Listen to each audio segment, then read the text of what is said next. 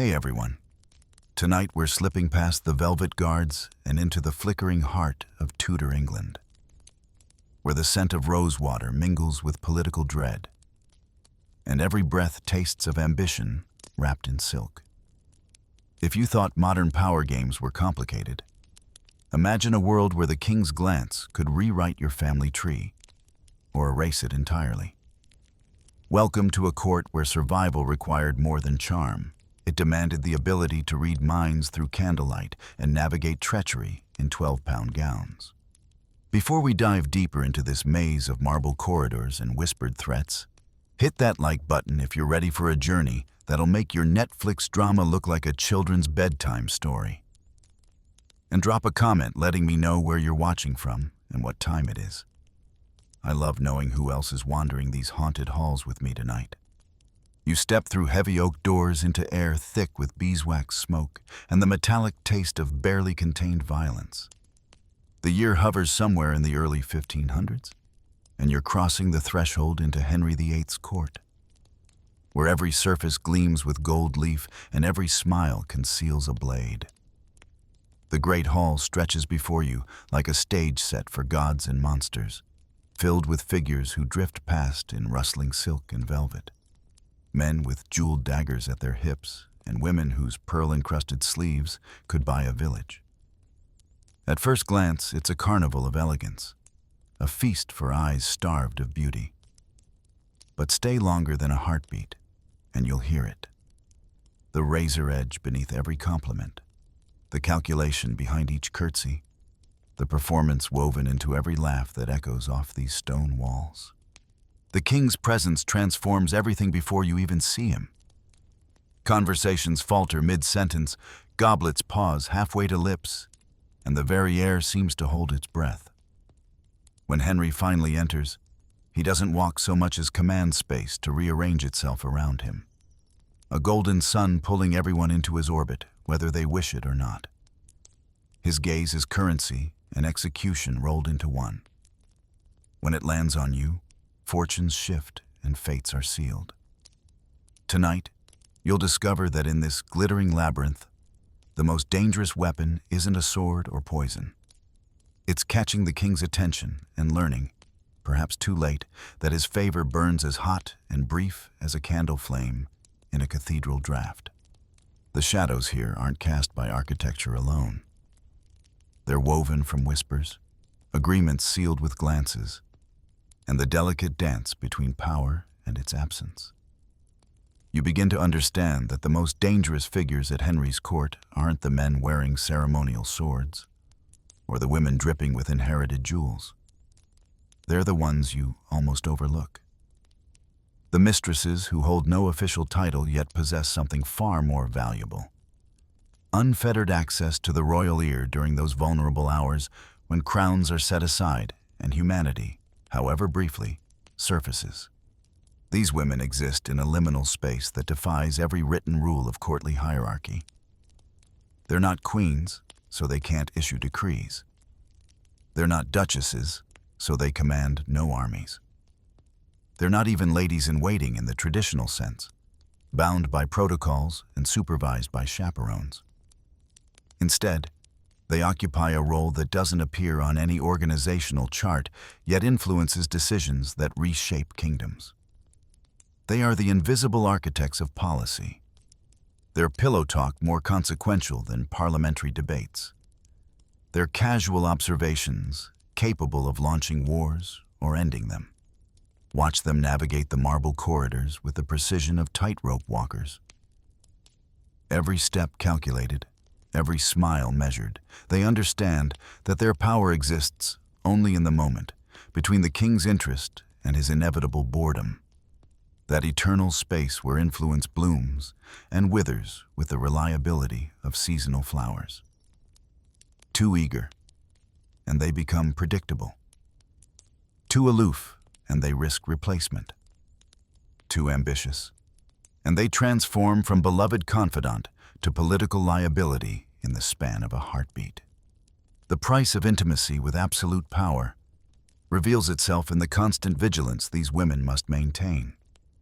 Sleep comes fitfully, when your position depends on the whims of a man whose moods shift like weather patterns, whose affections have the permanence of morning mist. They learn to read the smallest signs, a pause before a kiss, a glance that lingers a moment too long on another woman, the subtle change in tone when discussing future plans. These micro-signals become their early warning system, the difference between graceful transition and catastrophic fall. Consider the mathematics of royal favor. A mistress might enjoy months or even years of elevation, receiving gifts that could fund entire estates, influence that could elevate her family from minor nobility to positions of real consequence. But that same influence makes her a target for every ambitious faction at court, every rival family seeking their own path to power. She becomes simultaneously valuable and expendable, protected and threatened by the very relationship that defines her existence. The court watches these women with the intensity of naturalists observing exotic species. Every dress they wear is analyzed for hidden meanings, every conversation parsed for political implications. Their laughter at dinner becomes evidence of their influence. Their absence from a hunt sparks rumors of disgrace. They live under a magnifying glass that transforms every human gesture into potential scandal, every private moment into public theater. Yet, within these constraints, some discover unexpected agency. They learn to weaponize their precarious position, to turn their unofficial status into a form of diplomatic immunity. Ambassadors court their favor, knowing that a word whispered in the right ear during an intimate moment might accomplish what formal negotiations cannot. Courtiers seek their intercession for pardons, promotions, or political protection. They become brokers of royal mercy, dispensers of the kind of justice that operates outside official channels. The most successful understand that their role requires constant reinvention. Unlike wives, who enjoy legal protections and defined roles, or noble ladies who inherit their status, mistresses must earn their position anew each day. They become students of human psychology, experts in the art of remaining essential without becoming threatening, valuable without becoming expensive, present without becoming predictable. But the shadows cast by royal favor stretch far beyond the women who briefly inhabit this role. Families are made and unmade by these relationships. A daughter's success as a royal mistress might elevate brothers to key positions, secure advantageous marriages for sisters, transform minor manor houses into political powerhouses. Conversely, a mistress's fall from grace can drag entire bloodlines into disgrace, stripping away titles that took generations to accumulate. The court develops its own ecosystem around these relationships. Servants learn which chambers to avoid during certain hours, which corridors carry voices too clearly, which walls have ears that report directly to rival factions. Ladies in waiting master the art of strategic blindness, becoming selectively deaf and mute when circumstances require it. Even chaplains find themselves navigating the complex theology of unofficial relationships, offering spiritual guidance that must account for both divine law and royal prerogative. In this world where perception shapes reality more than fact, mistresses become artists of impression management. They must project just enough virtue to maintain respectability while suggesting just enough sensuality to retain interest. Too pure, and they bore a king accustomed to having every desire fulfilled. Too wanton, and they provide ammunition for enemies seeking to destroy their reputation. The balance requires a sophistication that would challenge the most skilled diplomats. The true genius lies in understanding that their influence operates through indirection. A direct request for political favor might be dismissed as presumptuous, but a carefully planted concern about a rival's loyalty could launch an investigation.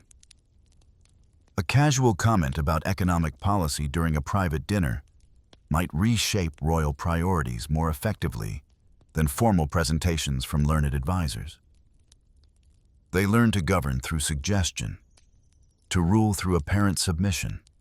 Yet for all their maneuvering, these women remain fundamentally vulnerable in ways that no amount of wit or beauty can fully protect against. Their power exists only as long as the king chooses to acknowledge it. Their influence only as strong as his current infatuation allows. They can accumulate wealth, elevate families, and shape policies, but they cannot secure their own futures against the inevitable moment when royal attention turns elsewhere. The court's memory operates with cruel efficiency when it comes to fallen favorites. Yesterday's confidant becomes today's cautionary tale. Her name invoked as a warning to those who might forget the temporary nature of royal affection. Yet paradoxically, this same brutality creates opportunities for those brave or desperate enough to step into the dangerous circle of royal intimacy. Now you meet her, stepping from the shadows of general observation into the specific light of individual story. Elizabeth Blount. Bessie, to those who knew her before she became a footnote in the great book of royal scandal, emerges as the prototype for every mistress who would follow. Not the most beautiful woman at court, chroniclers would later note with the casual cruelty that characterized their assessments of female worth, but possessed of something more dangerous than mere prettiness. An intuitive understanding of power's rhythms and the wisdom to know when to step away from its intoxicating music. The year settles around 1514, and you find yourself in a court still drunk on its own youth and possibility. Henry VIII has been king for 5 years, his reign still bright with promise rather than darkened by the paranoia and violence that would later define it. He moves through his palace like a man convinced that the world was created specifically for his pleasure.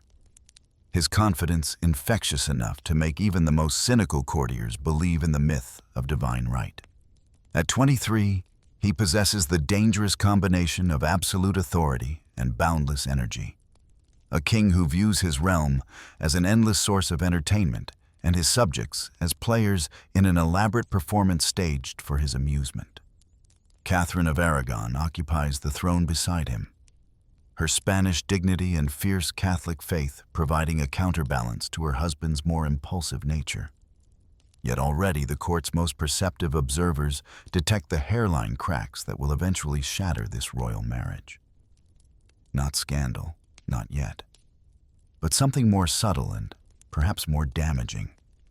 The growing awareness that the Queen's primary value lies in her ability to produce male heirs, and her increasing failure to fulfill this most crucial of royal duties. Into this atmosphere of barely contained ambition and simmering dynastic anxiety steps Bessie Blount, 17 years old and freshly arrived from her family's Shropshire estates. The Blounts were respectable rather than grand, wealthy enough to secure their daughter a position at court, but not so elevated as to attract unwanted attention from more powerful families seeking to protect their own interests. This middle position would prove to be Bessie's greatest asset. Visible enough to be noticed, modest enough to avoid making enemies. Her appointment as maid of honor to Queen Catherine follows the predictable patterns of court placement. A careful balance of political alliance, personal connection, and simple availability. The Queen requires a retinue of young women whose primary qualifications are beauty, accomplishment, and unquestioning loyalty. Living ornaments who reflect royal magnificence while serving as potential rewards for deserving courtiers or diplomatic marriages that might strengthen the realm's international position. But Bessie possesses qualities that transcend the typical requirements of her position. She dances with the fluid grace that transforms court entertainments from mere ceremony into genuine art. Her movements suggesting both innocence and sophistication in precisely the combination that appeals to a young king already growing restless with the predictable rhythms of married life. More importantly, she laughs. Not the calculated titter of a woman performing femininity, but with genuine amusement that suggests an intelligence sharp enough to appreciate wit and a confidence secure enough to display it publicly. The king notices as kings inevitably do when surrounded by beautiful young women whose very presence serves to remind them of their own desirability and power. But Henry's notice carries weight that crushes as easily as it elevates. And Bessie finds herself the subject of royal attention that transforms every aspect of her existence from pleasantly anonymous service into the kind of visibility that can prove fatal. The early stages of their relationship unfold with the elaborate choreography that governs all interactions between royalty and their subjects. Public encounters become performances where every gesture carries multiple meanings. Every word operates on several levels simultaneously. A dance that lasts one measure longer than strictly necessary becomes a declaration of interest. A compliment delivered in hearing of other courtiers establishes a claim that cannot be easily dismissed. A gift, a ring, a length of silk, a book of poetry, creates obligations and expectations that bind both giver and receiver into an increasingly complex web of mutual dependence. Yet Bessie navigates these early encounters with remarkable skill for someone so young and relatively inexperienced in court politics. She responds to royal attention with just enough warmth to encourage it, while maintaining the kind of reserve that suggests virtue rather than calculation. She accepts gifts gracefully, but never presumptuously, as if each token comes as a genuine surprise rather than the predictable progression of a seduction she has probably anticipated from the moment the king first held her gaze a fraction longer than courtesy required. The court watches this developing drama with the focused intensity of spectators at a particularly elaborate tournament. Everyone understands the potential implications of a royal affair, the ways it might reshape existing alliances, create new opportunities for advancement, or provide ammunition for those seeking to undermine the king's marriage or the queen's position. Bessie becomes the involuntary center of attention she never sought, her every move analyzed for evidence of growing intimacy or signs of royal cooling. The physical consummation of their relationship, when it occurs, takes place within the complex architecture of plausible deniability that surrounds all royal indiscretions. Official schedules are arranged to create opportunities for private meetings. Servants develop convenient lapses in memory regarding the king's whereabouts during certain hours. The queen's own activities are carefully managed to ensure her absence from particular chambers at specific times. Nothing is acknowledged directly, yet everything is understood implicitly by those whose survival depends on reading the court's unspoken communications. For Bessie, this transition from royal favorite to royal mistress brings both elevation and increased vulnerability. She receives her own apartments, furnished with a luxury that reflects her new status, while stopping just short of the grandeur that might provoke open scandal. Her clothing becomes noticeably finer, her jewelry more elaborate, her access to previously restricted areas of the palace expanded in ways that signal royal favor, without explicitly acknowledging its intimate nature. Yet she also becomes a target for every ambitious family seeking to displace her, every rival faction hoping to exploit royal distraction for their own purposes, every moral authority concerned about the king's spiritual welfare. Letters arrive from her family expressing both congratulation and concern, pride in her elevation mixed with anxiety about its ultimate cost. Religious advisors begin paying particular attention to her spiritual welfare, their concern as much political as pastoral.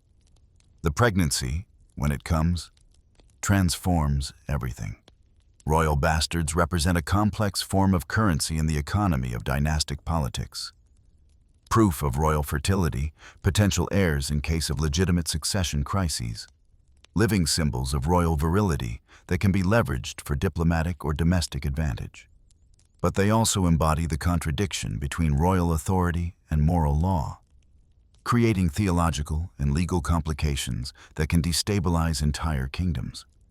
Bessie's condition becomes the court's worst-kept secret, her changing silhouette impossible to disguise, despite the elaborate gowns designed to maintain ambiguity as long as possible. The king's reaction reveals the full complexity of his character. pride in his proven ability to father children, anxiety about the political implications of acknowledging an illegitimate heir, frustration with a wife who has failed to provide legitimate male succession, and a growing awareness that his private pleasures have become public concerns with consequences extending far beyond his personal satisfaction. The birth of Henry Fitzroy in 1519 represents a seismic shift in English politics disguised as a private family matter. The child emerges into a world where his very existence challenges fundamental assumptions about inheritance, legitimacy, and royal authority. His father's decision to acknowledge him publicly, unprecedented for English royalty, sends shockwaves through diplomatic circles from Madrid to Rome, suggesting possibilities and precedents that could reshape the entire European balance of power. For Bessie, motherhood brings both fulfillment and the beginning of her careful withdrawal from the dangerous prominence that has defined her life for the past few years. She has provided the king with proof of his fertility, ammunition for his growing concerns about his wife's apparent barrenness, and a potential solution to the succession crisis that haunts every childless monarch. But she has also created a living reminder of royal infidelity that cannot be hidden, ignored, or easily managed within the existing frameworks of royal marriage and legitimate succession. The king's response to fatherhood reveals his political sophistication as much as his personal pride. Rather than hiding his son or treating him as an embarrassing complication, Henry elevates the boy with titles that acknowledge his royal blood while stopping short of suggesting legitimate claim to the throne. Duke of Richmond and Somerset, Earl of Nottingham, Knight of the Garter, each honor carefully calibrated to demonstrate royal favor without challenging the principle of legitimate inheritance. This public acknowledgement serves multiple purposes beyond simple paternal pride.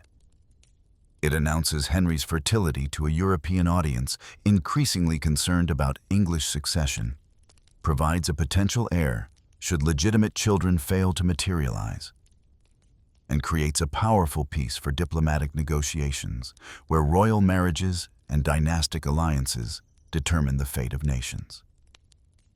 Fitzroy becomes living proof of Henry's masculine credentials and a warning to those who might question his ability to father the sons that divine providence and political necessity both demand. Yet Bessie understands, with the clarity that comes from intimate knowledge of royal character, that her usefulness has reached its peak.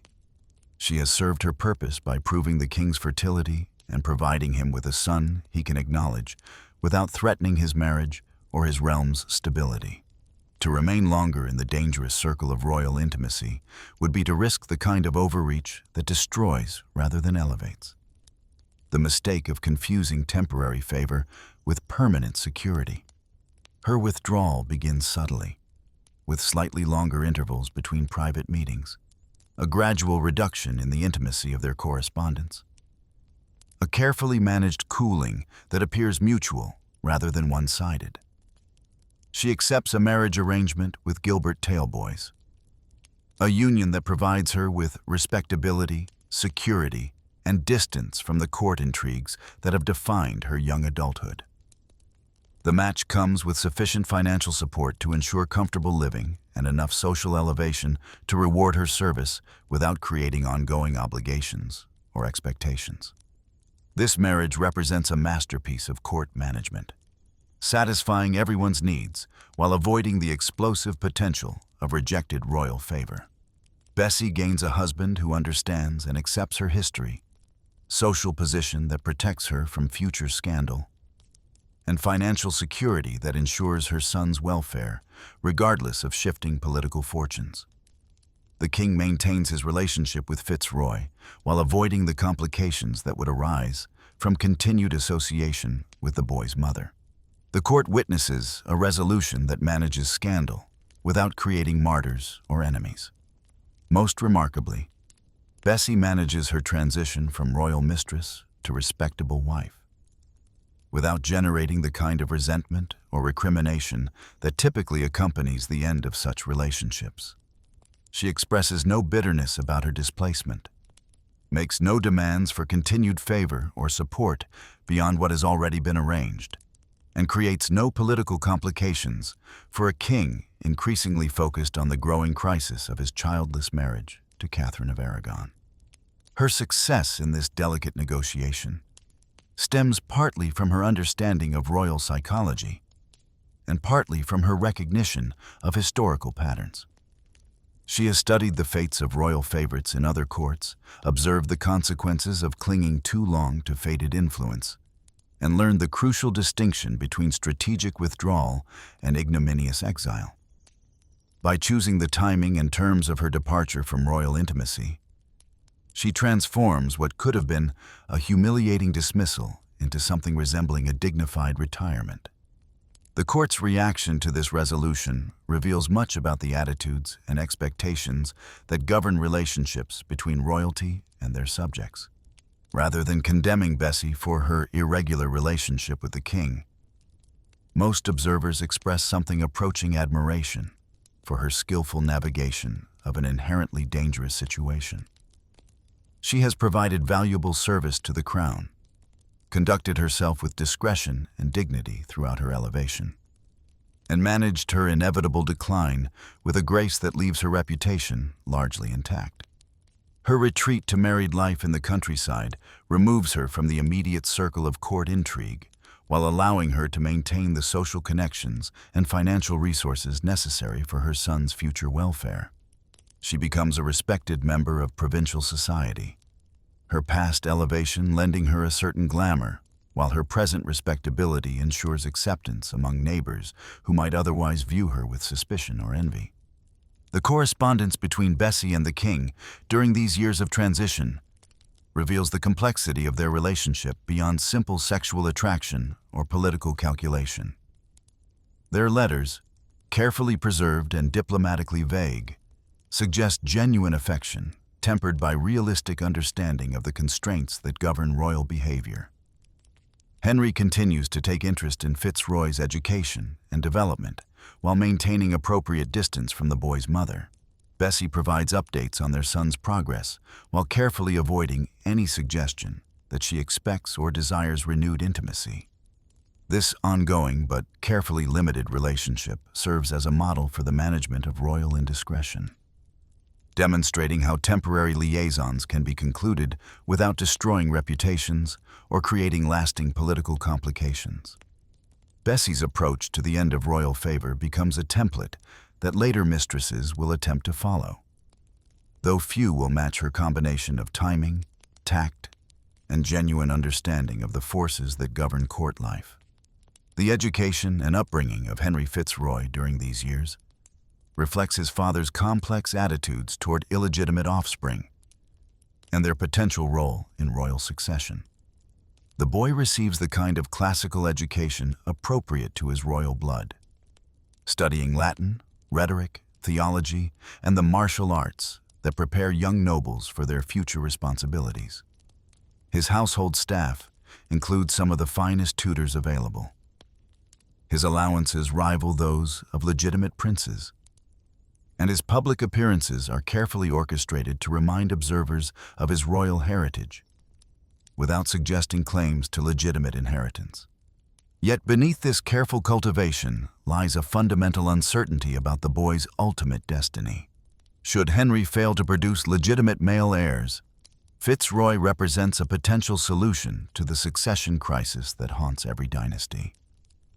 Precedents exist for legitimizing royal bastards when political necessity demands it, and the boy's obvious intelligence and robust health make him an attractive alternative to the foreign princes or distant relatives who might otherwise inherit the throne. This possibility creates a peculiar form of pressure for both mother and son. Bessie must balance her natural maternal pride and ambition against the political realities that could make her child either a savior of the dynasty or a threat to be eliminated. She cannot push too hard for his advancement without risking accusations of presumption. Yet she cannot ignore opportunities that might secure his future welfare. The balance requires constant vigilance and diplomatic skill that would challenge the most experienced courtiers.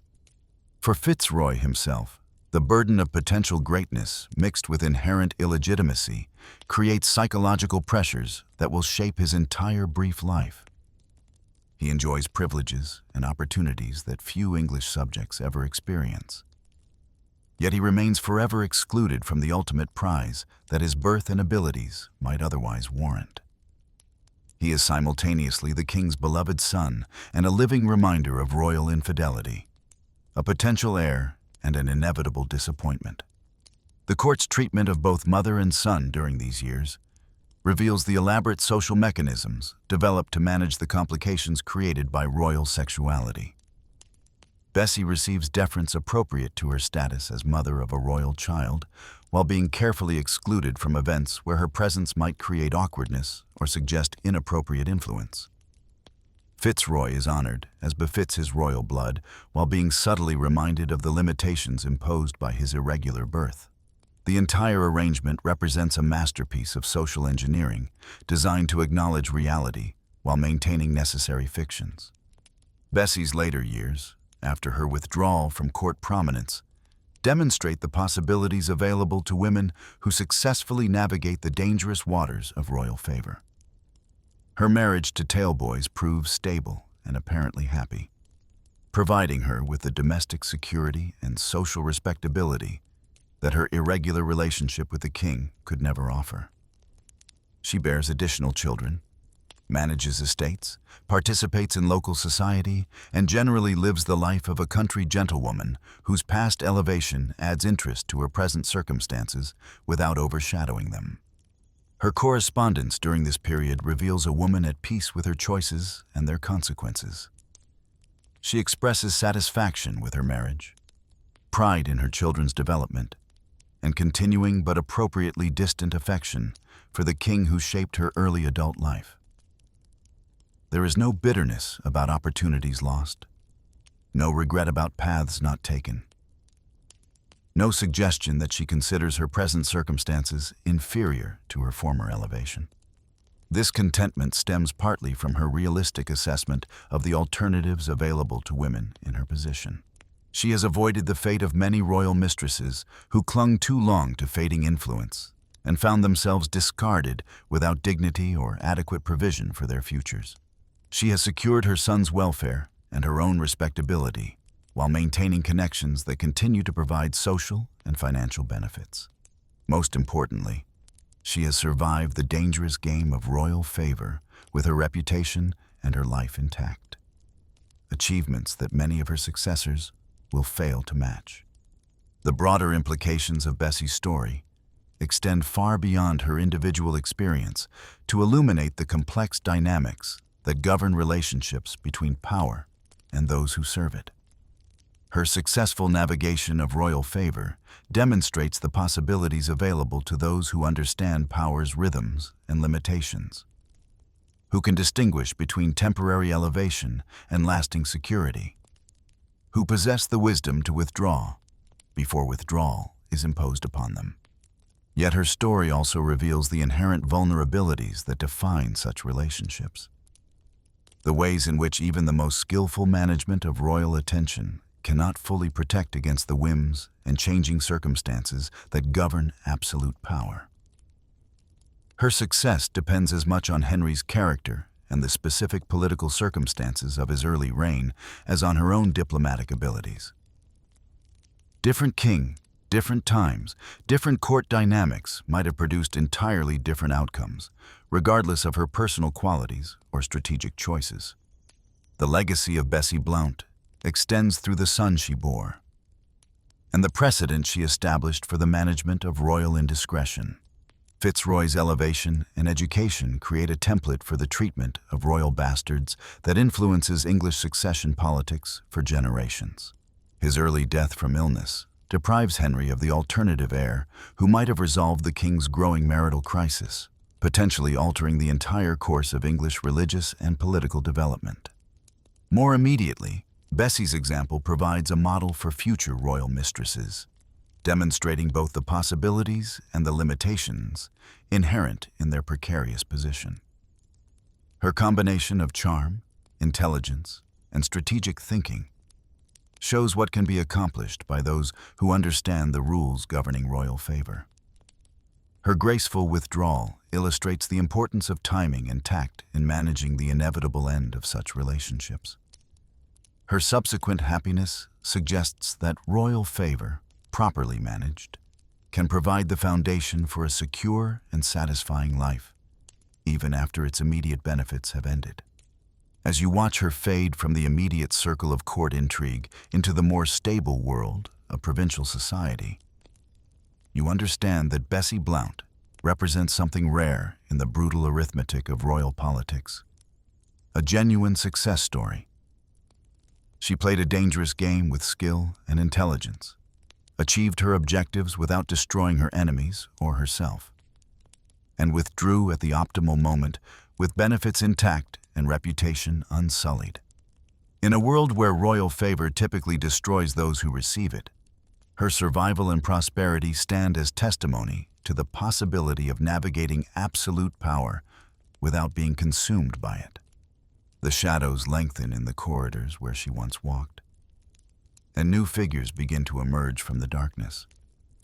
Women who studied her example and learned from both her successes and her limitations.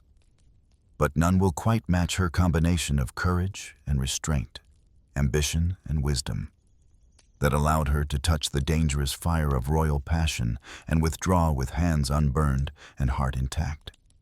In the labyrinthine halls of Tudor palaces, the making of royal favorites was no accident. It was the result of deliberate, meticulous training known informally as the School of Approach. From the cusp of childhood, young noblewomen were sculpted through rigorous instruction, not merely in needlework or foreign tongues, but in the subtle skills of survival at court. Their days were filled with lessons on the measured curtsy, where each inclination of the head sent layered messages without a single word. The precise calibration of facial expression, meticulously practiced until every smile, every glance, every flicker of the eyelid could be deployed with strategic intent. Here, the art of flirting without flirting was sacrosanct. An elaborate choreography of the eyes and sleeves designed to speak volumes without uttering a single impolite syllable. Every movement was rehearsed, every gesture coded. Hands brushed just so against gown or pearl, a modest flicker of the fan, a carefully timed tilt of the chin, each a piece in a silent language of power, devised to ensure proximity to the throne that could be both a sanctuary and a battlefield. These girls learned that their charm was not merely personal, but profoundly political. Smiles and modesty were vessels for ambition, their youthful innocence a currency traded in the cautious dance of favor. They were taught to read the currents of courtly gossip, mapping the shifting alliances and rivalries with the acuity of seasoned navigators steering treacherous waters. Yet beneath the silk and the smiles lay a harsh reality. Missteps carried consequences far beyond hurt feelings. A poorly judged word, an unguarded look, a lapse of composure could mean ruin, exile, or worse. The School of Approach was a crucible that forged not only grace and coyness, but resilience and cunning, imbuing those who survived with a rare blend of resolve and discretion. As shadows lengthened and dynasties swayed, this education honed a new generation of tacticians, women who moved silently but with formidable presence, who learned to ignite passion and withdraw before the flames consumed them, mastering the fine balance between visibility and invisibility, favor and danger. These protégés inherited a legacy of both brilliance and peril, weaving behind the scenes as indispensable players in the volatile theater of Tudor power, ever aware that their influence was tethered to the shifting whims of kings and courtiers alike. In the heart of Tudor England, beneath the ornate ceilings and amidst the tapestry-laden walls, a clandestine curriculum was unfolding, one that would shape the destinies of young noblewomen destined for the razor's edge of royal favor. This was not merely education. It was a craft, an art form known only to those privy to the murmurings of court, the school of approach. Here, ambition was honed as sharply as a sword, and discretion was as valued as beauty. The pupils were chosen not for their looks alone, but for the spark within, an intuitive understanding of survival in a court rife with intrigue and peril. From the cradle, these girls were immersed in a regimen as relentless as the tides, where every gesture and glance was calibrated with strategic intent. Their days began with lessons in posture and poise, where the simple act of a curtsy was dissected to reveal layers of significance. A lowered gaze might signal humility, yet too low might invite condescension, while a fleeting glance could ignite desire or suspicion. Mistresses of the court were taught early to master these nuances, a language of silence and insinuation. Expression was a dance of containment and revelation. A smile held just shy of full bloom, a subtle arching of the brow, the tilting of a fan at carefully measured moments. They learned to weave a web of contradiction, enticing yet untouchable, present yet elusive. Emotion was a carefully guarded commodity, to be dispensed sparingly and always under scrutiny. The curriculum extended beyond physical comportment to include the cultivation of intellectual acuity and cultural refinement. Girls were tutored in the classics, languages, music, and poetry, not for scholarly pursuits, but as weapons in the battle for favor and influence. Knowledge became power. A witty repartee, the ability to quote scripture or compose verse on a whim, could turn the tide of a conversation and position a mistress as more than mere ornament. Moreover, these young women were indoctrinated into the intricate social dynamics of court life. They studied the architecture of the palace, not only in bricks and mortar, but in social proximity. The mapping of corridors and hidden chambers where fleeting privacy might afford whispers of power. They absorbed lessons on the factions within the court, the shifting alliances and the perils of overreach. Every alliance was a balancing act, every friendship a potential snare. The subtle yet relentless training in the art of controlled flirtation was perhaps the most perilous of all. Girls were coached in the semblance of innocence, flirting without folly, where eye contact was a blade as sharp as any dagger, and the touch of a sleeve was a message encoded in silk. Protocol dictated that desire must be implicit, never explicit, a spelunker's whisper in the cavernous halls of kings. Discipline was unyielding. Daily rehearsals in playing the part were punctuated by critiques from stern governesses and astute tutors. Mistakes bore consequences beyond the personal. A misstep might not only cost favor, but jeopardize a family's standing and inheritance. The stakes were life and death, veiled behind the silken appearance of a ball gown and the perfumed breath of court gossip. Parental aspirations converged in these hothouses of ambition. Families sent daughters to the school of approach as investments, hoping to catch the eye of a monarch or the ear of a powerful noble, and secure a future painted in the hues of royal favor. These were children born not merely into privilege, but into a demanding apprenticeship in subtlety, patience, and performance. Yet, within this crucible, girls learned more than mere survival. They gleaned the tools of agency within a world designed to consume them. They became practitioners of diplomacy, wielders of influence hidden beneath layers of embroidery and etiquette. Their smiles could charm alliances, their silences could sway decisions, and their presence could shift the balance of power in the innermost circles of governance. But the school of approach exacted a toll. Behind the smiles lay watchful eyes and brittle nerves. Behind the dances, whispered warnings and shadowed rivalries. The path to favor was lined with expendables, those who burned too brightly or reached too far. The lessons of restraint were as crucial as those of allure, teaching the girls when to retreat and how to remain unscathed amid the flames of fascination and envy. The true mastery embodied a paradox: to be seen yet unseen, desired yet untouchable, ambitious yet humble. Through this relentless molding, the school crafted more than princesses. It forged architects of courtly power, women who would dance alongside kings and nobles, navigating the treacherous currents of Tudor politics with calculated grace. These young women, cradled in velvet and shadow, crafted destinies not just for themselves, but for kingdoms. They learned to wield their image as a weapon and their silence as a shield. Their training was a blend of artifice and intuition, performance and reality, a delicate forge in which the future of queens was meticulously wrought. The physical manifestation of this training began in childhood, with sessions dedicated to the precise angle of the head during conversation, the appropriate duration of eye contact that conveyed interest without impropriety, and the subtle art of listening that made kings feel wise and valued.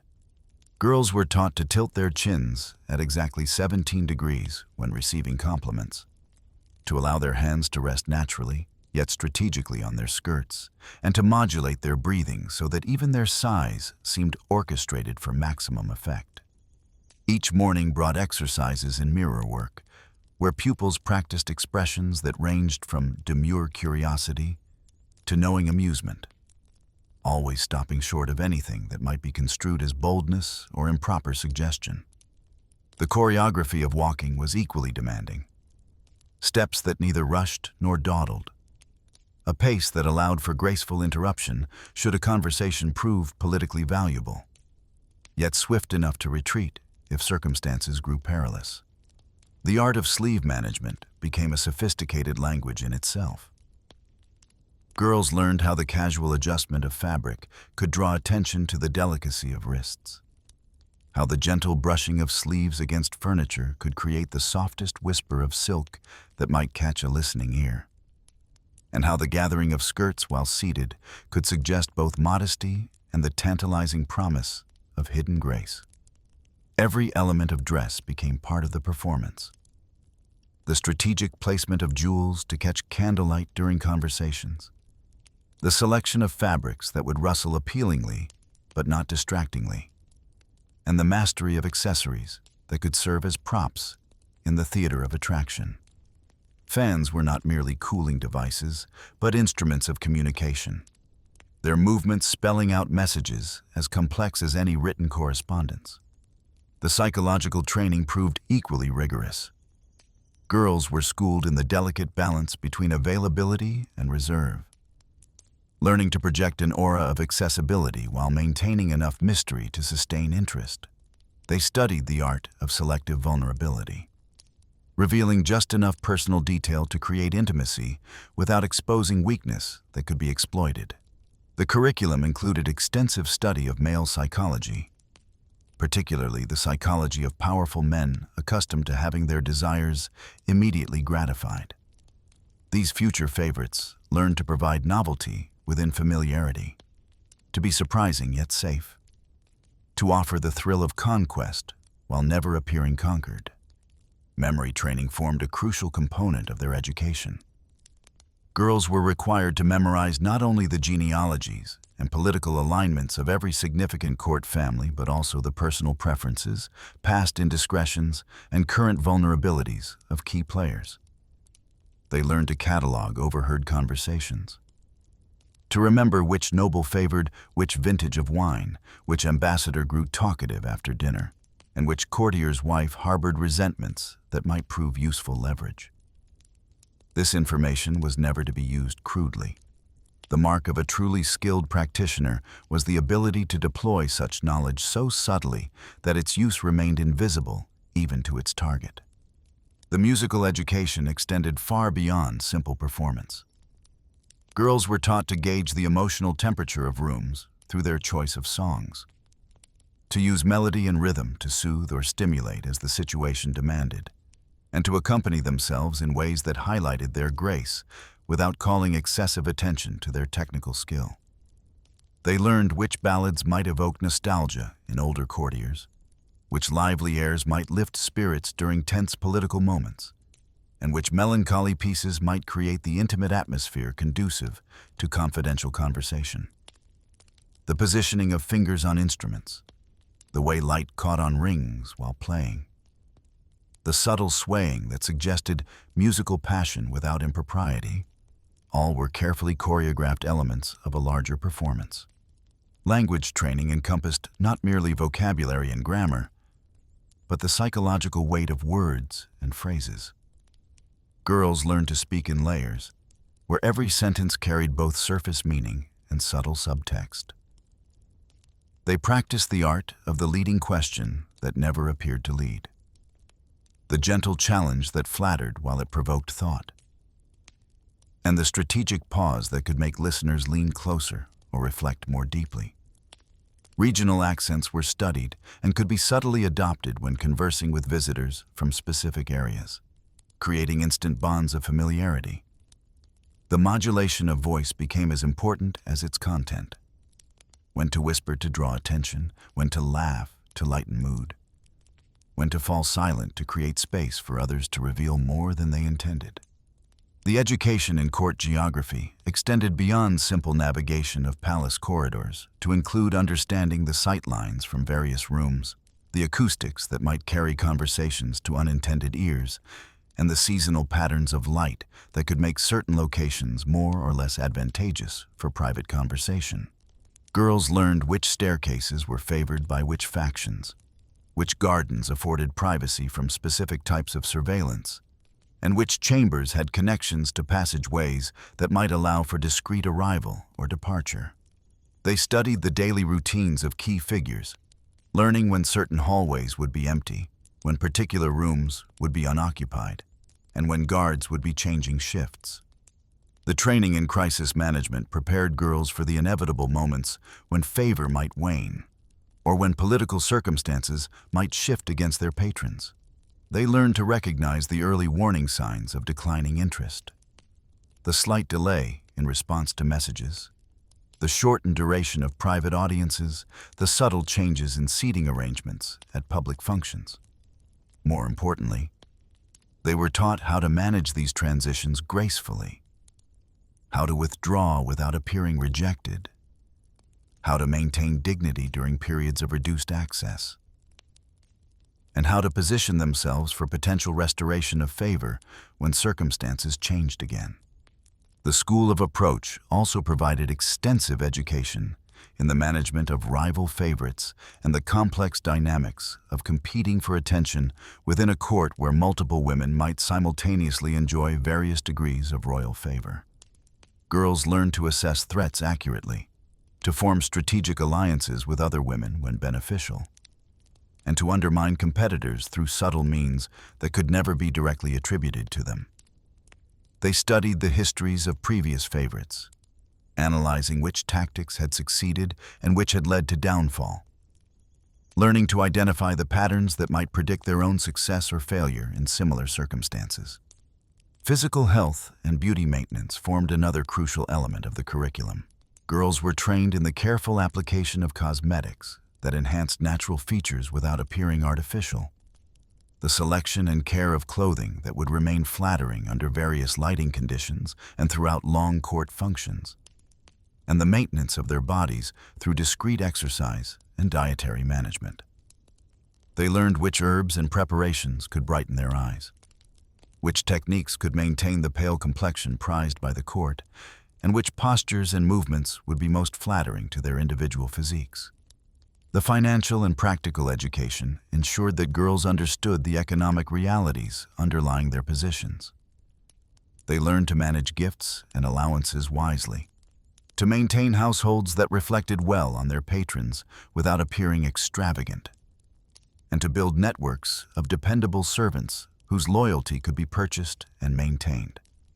They studied the investment strategies that might preserve their wealth during periods of reduced favor, and the philanthropic activities that could maintain their reputations even when their political influence waned. As these carefully crafted women took their places in the deadly ballet of Tudor court life, they carried with them not only the skills to catch and hold royal attention, but the wisdom to know when such attention had become dangerous and the grace to withdraw before it destroyed them.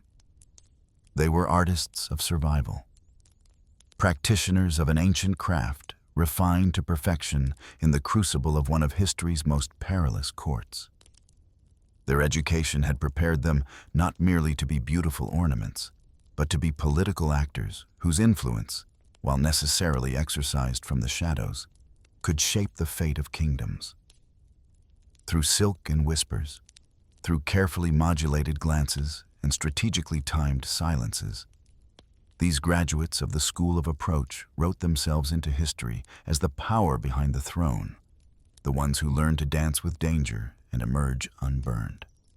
Where Mary walked the softer path and Anne carved steel from stone, two sisters stand before us in the flickering candlelight of Tudor history, each representing a different answer to the same impossible question posed by a king. Mary Boleyn, with her compliant smile and yielding spirit, whispered, "Yes," before she fully understood what was being asked. Anne Boleyn, sharp-eyed and calculating, made "no" into a weapon so powerful it reshaped the religious landscape of England, turning denial into diplomacy and refusal into reformation. Their divergent paths illuminate the treacherous space between survival and ambition in Henry VIII's court, where love became leverage and passion transformed into political upheaval. Mary's trajectory through the Tudor court reads like a study in acquiescence. Where her sister would later weaponize delay and denial, Mary offered herself as a willing vessel for royal desire, accepting her role as the king's mistress with the graceful resignation expected of well-bred women. Her affair with Henry VIII unfolded without the dramatic protestations or strategic maneuvering that would characterize Anne's ascent. Instead, Mary embodied the traditional path of the royal mistress, discreet, accommodating, ultimately disposable. She bore what many historians believe were the king's children, Catherine and Henry Carey, though Henry never officially acknowledged their paternity, leaving Mary's offspring to navigate their royal heritage through whispered speculation and circumstantial privilege. The gentle trajectory of Mary's influence stemmed from her fundamental misunderstanding of power dynamics within the Tudor court, where other women might have recognized the temporary nature of royal favor and positioned themselves accordingly. Mary seems to have accepted her role with something approaching contentment. She played by the established rules: be charming, be available, be grateful for whatever attention you receive, without recognizing that these rules were designed to ensure women remained powerless. Her eventual marriage to William Carey, a gentleman of the Privy Chamber, represented the standard exit strategy for discarded royal mistresses, a respectable union that provided cover for past indiscretions while firmly closing the door on any further claims to royal attention. What makes Mary's story particularly poignant is how her children managed to thrive despite their mother's political invisibility. Catherine Carey became a trusted lady-in-waiting to Elizabeth I, while Henry Carey rose to become Baron Hunsdon, receiving substantial favor and responsibility under Elizabeth's reign.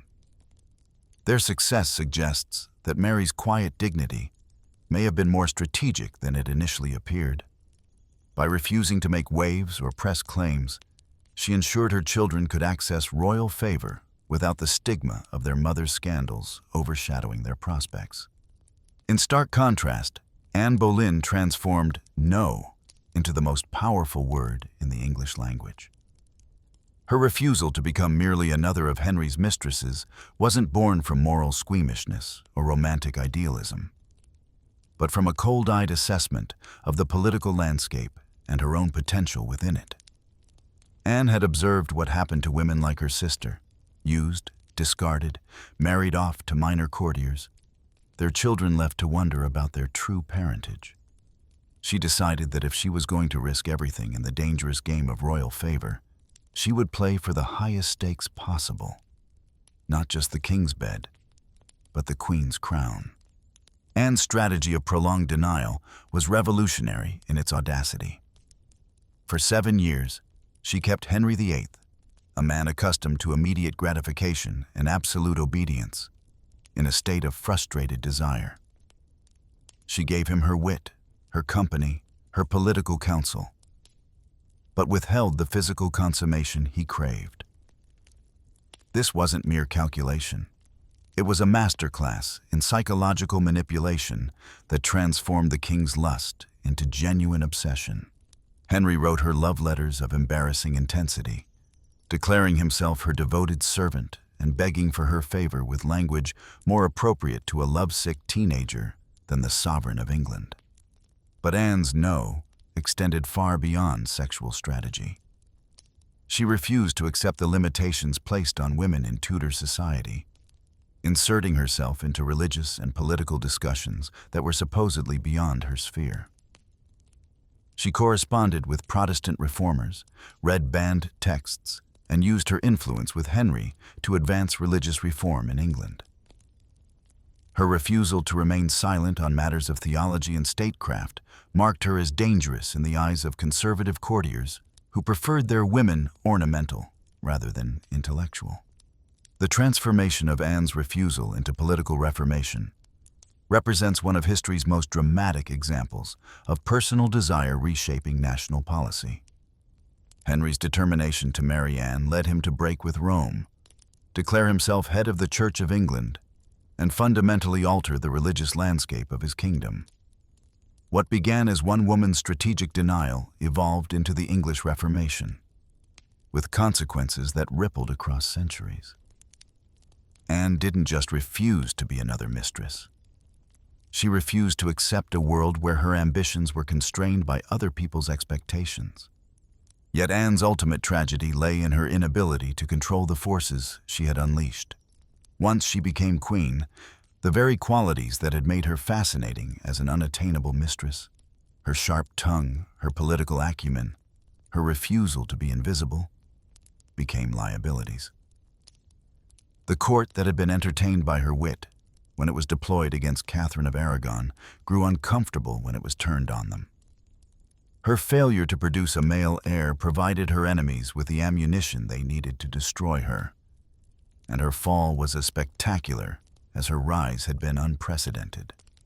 The execution of Anne Boleyn marked the end of an era in which a woman's no could reshape kingdoms.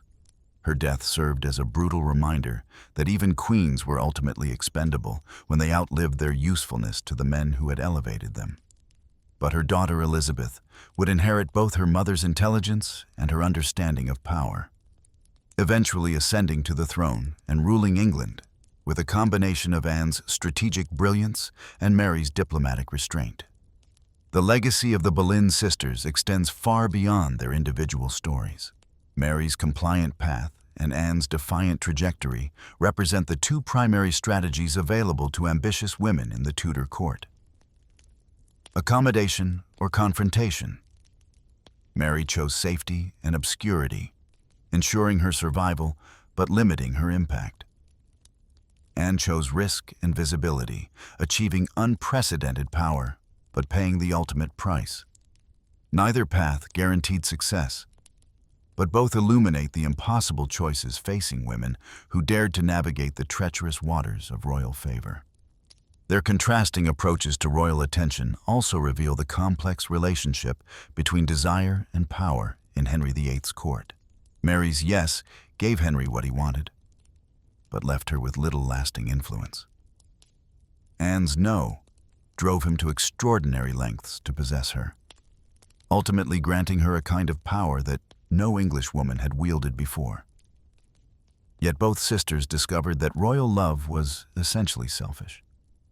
It elevated women only as long as they served the king's needs and discarded them the moment they became inconvenient.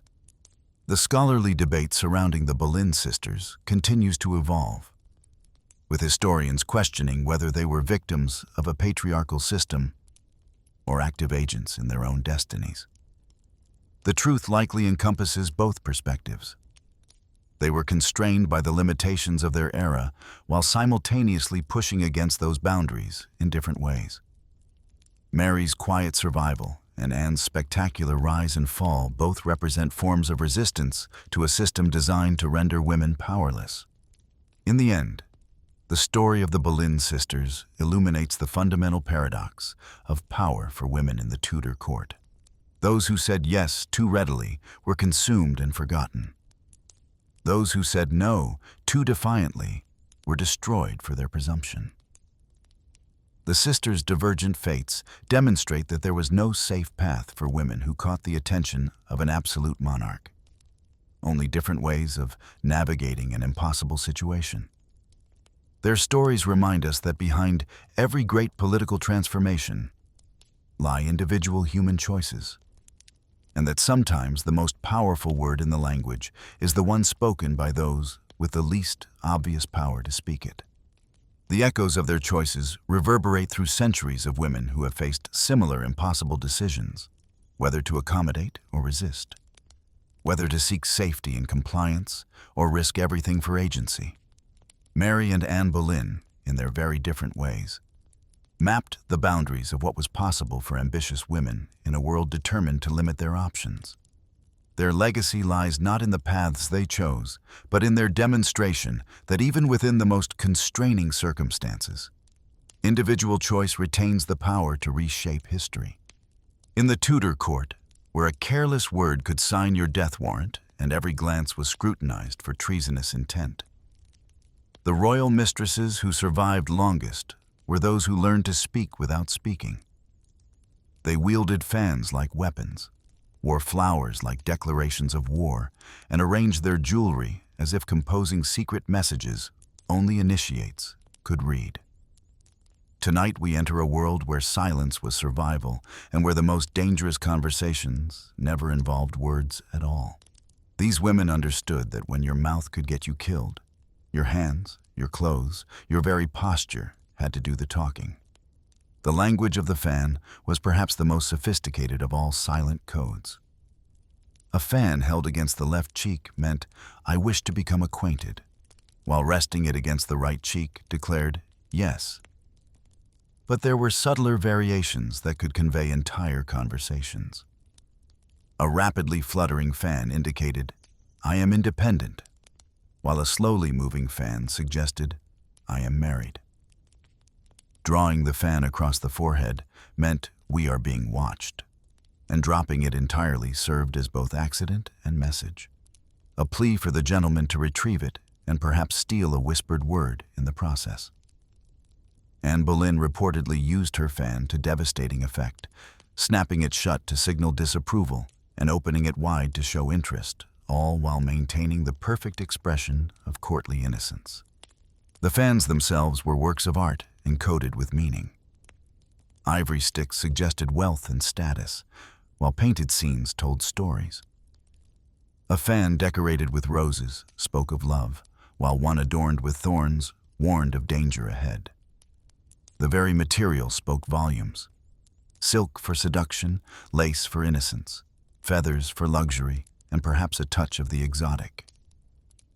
Some fans contained hidden compartments where tiny notes could be secreted, though this was dangerous beyond measure. If discovered, such correspondence could doom not just the sender, but anyone who handled it. Jewelry became another silent vocabulary. The placement of a brooch, the choice of a necklace, even the number of rings worn on each hand could convey messages to those who knew how to read them. Mary Boleyn was said to wear her jewelry in specific configurations to signal her availability for private audiences, while keeping her hands conspicuously bare when she wished to avoid attention. Pearls, traditionally symbols of purity, took on different meanings depending on how they were worn. A single strand suggested virtue, while multiple ropes indicated wealth and perhaps availability. Black pearls, rare and expensive, were reserved for the boldest statements of all. The language of flowers was perhaps the most perilous code of all, precisely because it appeared so innocent. Every bouquet was a potential love letter, every corsage a possible confession. Red roses declared passionate love, but white roses suggested a love that dared not speak its name. Yellow roses meant friendship or sometimes jealousy, depending on the context. But it was in the more subtle combinations that the real messages lay hidden. A sprig of rosemary for remembrance combined with forget-me-nots created a plea to be remembered. Ivy spoke of fidelity, but when entwined with honeysuckle, it suggested bonds that should not exist. The most dangerous flowers were those that carried no obvious meaning. A simple daisy could indicate innocence, or it could be part of an elaborate code known only to the sender and receiver. Letters and symbols were embroidered into clothing, carved into jewelry, and even worked into the design of buttons and clasps. A tiny H worked into the border of a sleeve might honor the king, or it might represent Henry in a more personal sense. The letter A could stand for Anne or Amor, and its placement on a cuff, a collar, a hem, could indicate the level of intimacy intended. Some women went so far as to have their initials intertwined with others in their jewelry, creating permanent declarations of allegiance or affection that could be displayed or hidden as circumstances required. The very cut and color of clothing spoke its own language. Deep blue suggested loyalty and virtue, while green might indicate hope or, more dangerously, envy. Red was the color of passion, but also of martyrdom, and it took considerable courage to wear it in Anne Boleyn's presence. The length of sleeves, the height of necklines, the width of skirts, all carried messages about the wearer's intentions and availability. A modest gown with high neckline and long sleeves suggested virtue and discretion, while lower necklines and shorter sleeves might indicate a more accessible personality. The most skilled courtly women learned to adjust these signals as needed, covering up or revealing more depending on their audience and objectives. Even the way a hood or headdress was arranged carried meaning. A French hood tilted forward suggested modesty and perhaps a desire for privacy, while one worn further back indicated openness and availability for conversation. The number of layers in a headdress could indicate rank, but also romantic status. Unmarried women often wore simpler arrangements, while married women displayed more elaborate constructions. A hood arranged to partially conceal the face might suggest mystery or shame, while one that framed the face openly spoke of confidence and perhaps flirtation. The positioning of hands was a language all its own. Hands folded in the lap suggested submission and virtue, while hands resting on a table or chair arm indicated confidence and perhaps availability for approach. The way a woman touched her necklace, adjusted her sleeve, or smoothed her skirt could convey volumes to an observant gentleman. A hand briefly placed over the heart might indicate romantic interest, while touching the throat suggested vulnerability or perhaps a plea for protection. Even the angle at which hands were held could signal availability. Palms up suggested openness, while palms down indicated closure or unavailability. Walking patterns and posture were scrutinized as carefully as any spoken word. A woman who walked with eyes downcast was considered properly modest, but one who occasionally lifted her gaze might be signaling interest in her surroundings and the people in them. The speed of movement carried meaning too. Too fast suggested improper eagerness, while too slow might indicate reluctance or even defiance. The most skillful women learned to modulate their pace, depending on who was watching and what message they wished to convey. Books and reading materials became another form of coded communication. The choice of what to read in public, how to hold a book, even which page to leave it open to, could all carry significance. A woman reading scripture aloud declared her virtue, while one absorbed in poetry might suggest a more romantic nature. Closing a book abruptly could signal the end of a conversation, while leaving it open and accessible invited inquiry about its contents. Some women used books as props, carrying volumes they never intended to read simply for the message the title might convey to observers. Even the most mundane activities became opportunities for coded communication.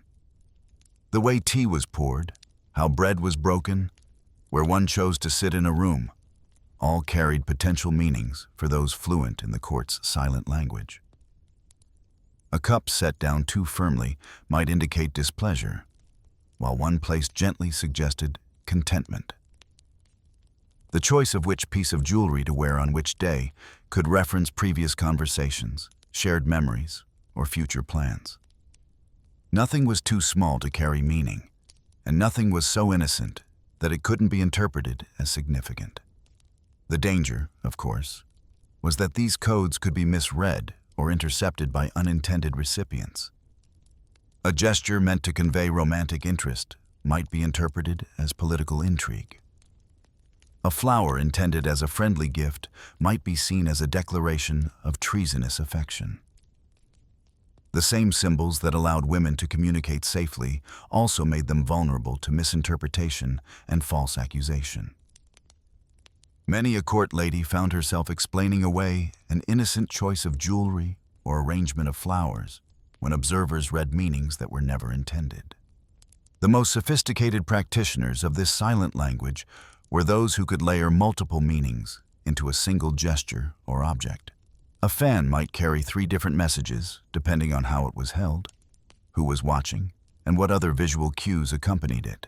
A piece of jewelry might reference a shared memory, declare current feelings, and hint at future plans, all in the same moment. These women were not just communicating. They were performing complex, multi-layered narratives using only the tools of appearance and gesture. Perhaps most remarkably, these silent languages evolved and adapted as the political climate changed. Symbols that were safe under one queen became dangerous under another. Colors that once indicated virtue might suddenly suggest sedition. The most successful court women were those who could read these changes quickly and adjust their visual vocabulary accordingly.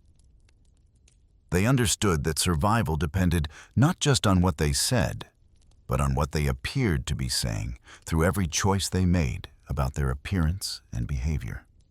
The legacy of this silent communication system extended far beyond the Tudor court. These codes influenced fashion, jewelry design, and social etiquette for centuries to come. The language of flowers persisted well into the Victorian era, while fan etiquette remained part of polite society's education for generations. Even today, we recognize echoes of these silent codes in the way public figures carefully curate their appearance to send specific messages about their availability, authority, or intentions. In the end, the language of silent signs was both a tool of empowerment and a form of imprisonment. It allowed women to communicate and exercise influence in a world that severely restricted their voices. But it also trapped them in a system where every gesture was scrutinized and every choice carried potentially fatal consequences. These women became masters of communication without words, artists of meaning without speech, and survivors in a world where silence was often the only safe form of expression. Their legacy reminds us that when words become dangerous, humans will always find other ways to speak, and that sometimes the most powerful messages are the ones never spoken aloud. You drift deeper into the shadows of the Tudor court now, past the glittering great halls where everyone watches everyone else, beyond the chapel where confessions are whispered and prayers are performed for an audience. You're moving into the truly dangerous territory, the private chambers where real power lived and breathed and bled. These aren't the spaces where queens performed their queenliness or where mistresses curtsied for the crowd. These are the rooms where masks came off, where secrets were born, and where the most devastating truths of the Tudor dynasty were whispered into silk pillows and carved into wooden headboards. Welcome to the privilege of privacy, where the real game was played in whispers, coded messages, and the careful choreography of who was allowed behind which door. The privy chamber wasn't just a room, it was an entire universe, a collection of interconnected spaces that functioned like a secret court within the official court. Here, Beyond the ceremonial throne rooms and public galleries, the king lived his actual life, and more importantly, conducted his actual business. This was where Henry VIII ate his private meals, where he received his most trusted advisors, where he entertained his most intimate friends, and yes, where he conducted his most scandalous relationships. The Privy Chamber was the beating heart of royal power, and access to it was the most coveted currency in all of England. The rooms themselves were smaller than you'd expect, deliberately intimate, furnished with the finest tapestries, the softest carpets, the most exquisite carved furniture. Everything was designed to create an atmosphere of warmth and closeness, a stark contrast to the cold formality of the public spaces. The king's bedroom, the study, the private dining chamber, the close stool chamber where even the most basic human functions became matters of state protocol. Each space was carefully orchestrated to serve both comfort and control. Because in the Tudor world, even privacy was a performance, just one with a much smaller, much more dangerous audience. The true power of the Privy Chamber lay not just in its physical comfort, but in its psychological effect. Here, surrounded by familiar objects and trusted servants, the king could pretend to let his guard down, could play at being just a man rather than a monarch. This illusion of vulnerability, of humanness, was intoxicating to everyone who witnessed it, and absolutely devastating to those who misunderstood it. Because Henry was never just a man, not even in his most private moments, and those who forgot that truth often paid with their lives. The Privy Chamber was where mistresses like Anne Boleyn practiced their most dangerous arts. Not seduction in the crude sense, but the far more sophisticated skill of making a king believe he was being seen for who he truly was, rather than what he represented. It was here that they whispered their most intimate thoughts, shared their most personal secrets, and created the illusion of genuine connection that was both their greatest weapon and their ultimate downfall. Access to these sacred spaces was controlled by a complex hierarchy of servants, each with their own territories and loyalties. The gentlemen of the Privy Chamber, the grooms of the stool, the pages and esquires who managed every aspect of the king's private life. These men weren't just servants. They were guardians of secrets, witnesses to history, and occasionally, when the mood struck them, the instruments of their master's darker impulses. They dressed the king, fed him, cleaned up after him, listened to his complaints, shared his jokes, and watched him fall in and out of love with a parade of women who danced in and out of these chambers like beautiful, doomed butterflies. Some of these servants developed genuine affection for their royal master, others merely professional competence. But all of them understood that their survival depended on their absolute discretion and their ability to anticipate his every need, both spoken and unspoken. The bedchamber itself was perhaps the most politically charged space in all of England. Here, in a room dominated by a massive four-poster bed, hung with cloth of gold and surrounded by the finest furniture money could procure, the most intimate dramas of the Tudor court unfolded. This was where Henry conducted his marriages, both official and unofficial, where he negotiated the delicate balance between public duty and private desire, where he wrestled with his conscience and usually lost. The bed wasn't just a place of rest.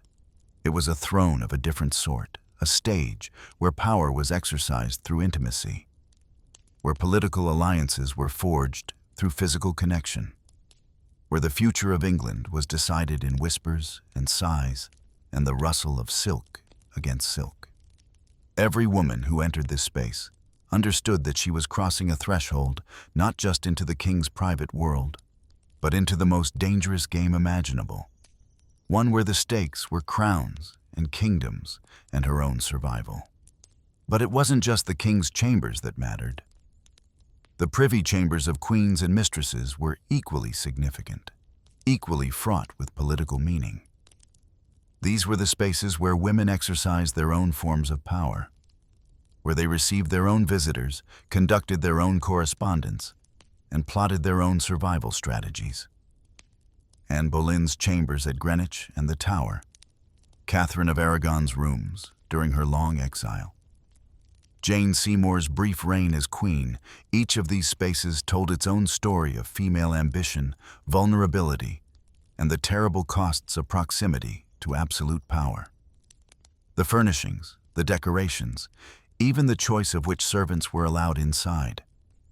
Everything was a statement of status, a claim to legitimacy, a desperate attempt to carve out some small space of agency in a world that viewed women as valuable commodities rather than independent actors. The servants who managed these feminine spaces were often women themselves, ladies-in-waiting and chamberers who understood the particular challenges of serving female royalty. They braided hair and laced stays and managed the complex logistics of maintaining royal dignity, while their mistresses navigated the treacherous waters of court politics. They carried messages and kept secrets and witnessed the private moments of triumph and despair that never made it into the official chronicles. Some of these women developed fierce loyalties to their mistresses, following them into exile or even to the scaffold. Others learned to shift their allegiances as the political winds changed, understanding that survival sometimes required sacrificing personal affection for practical necessity. All of them understood that they were participants in history, even if their own names would never be remembered. The communication networks that operated through these private spaces were perhaps the most sophisticated intelligence systems of the age. Messages were passed through seemingly innocent gifts, coded into embroidery patterns, hidden in the bindings of books, tucked into the hollow handles of mirrors. A certain way of arranging flowers could indicate a secret meeting. A particular choice of jewelry might signal political allegiance. The selection of which gown to wear could communicate volumes to those who knew how to read the signs. The most dangerous messages were often the ones that appeared most innocent. Love letters that contained political intelligence, gift lists that mapped out alliance networks, household accounts that revealed the true source of a family's wealth and power. The servants who managed these communications were often the most trusted members of their households, chosen not just for their discretion, but for their ability to think quickly, to improvise when plans went awry, to cover their tracks when operations went wrong. Even the physical layout of these private chambers was a form of communication. The placement of furniture, the choice of which rooms connected to which others, the installation of secret passages and hidden doors. Everything was designed to facilitate or restrict access, to create opportunities for private conversation, or to ensure that certain meetings never took place. The most powerful people in the kingdom understood architecture as a tool of statecraft, commissioning rooms that could serve multiple purposes, that could transform from intimate family spaces to political meeting rooms, to romantic trysting places as the situation demanded. The great palaces of the Tudor age weren't just magnificent displays of wealth and power. They were incredibly sophisticated machines for managing information, controlling access, and orchestrating the complex dance of court politics. And then there were the jesters, those peculiar figures who occupied a unique position in the hierarchy of the Privy Chamber. Jesters had access to spaces and conversations that were forbidden to almost everyone else.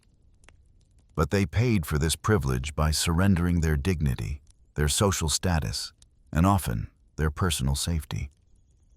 In the Tudor court, jesters served as a kind of steam valve, allowing dangerous truths to be spoken aloud as long as they were wrapped in jokes and riddles and performed with the exaggerated gestures of comedy. A jester could criticize the king's policies, mock his advisors, even hint at his romantic indiscretions, but only if he did so in a way that allowed everyone to pretend it was all just harmless entertainment. The most successful jesters were the ones who understood exactly how far they could push, who could walk the razor-thin line between amusing their royal audience and signing their own death warrants. Will Sommers, Henry VIII's most famous fool, was a master of this dangerous art. He had access to the king's most private moments, was present during intimate dinners, political discussions, even romantic encounters.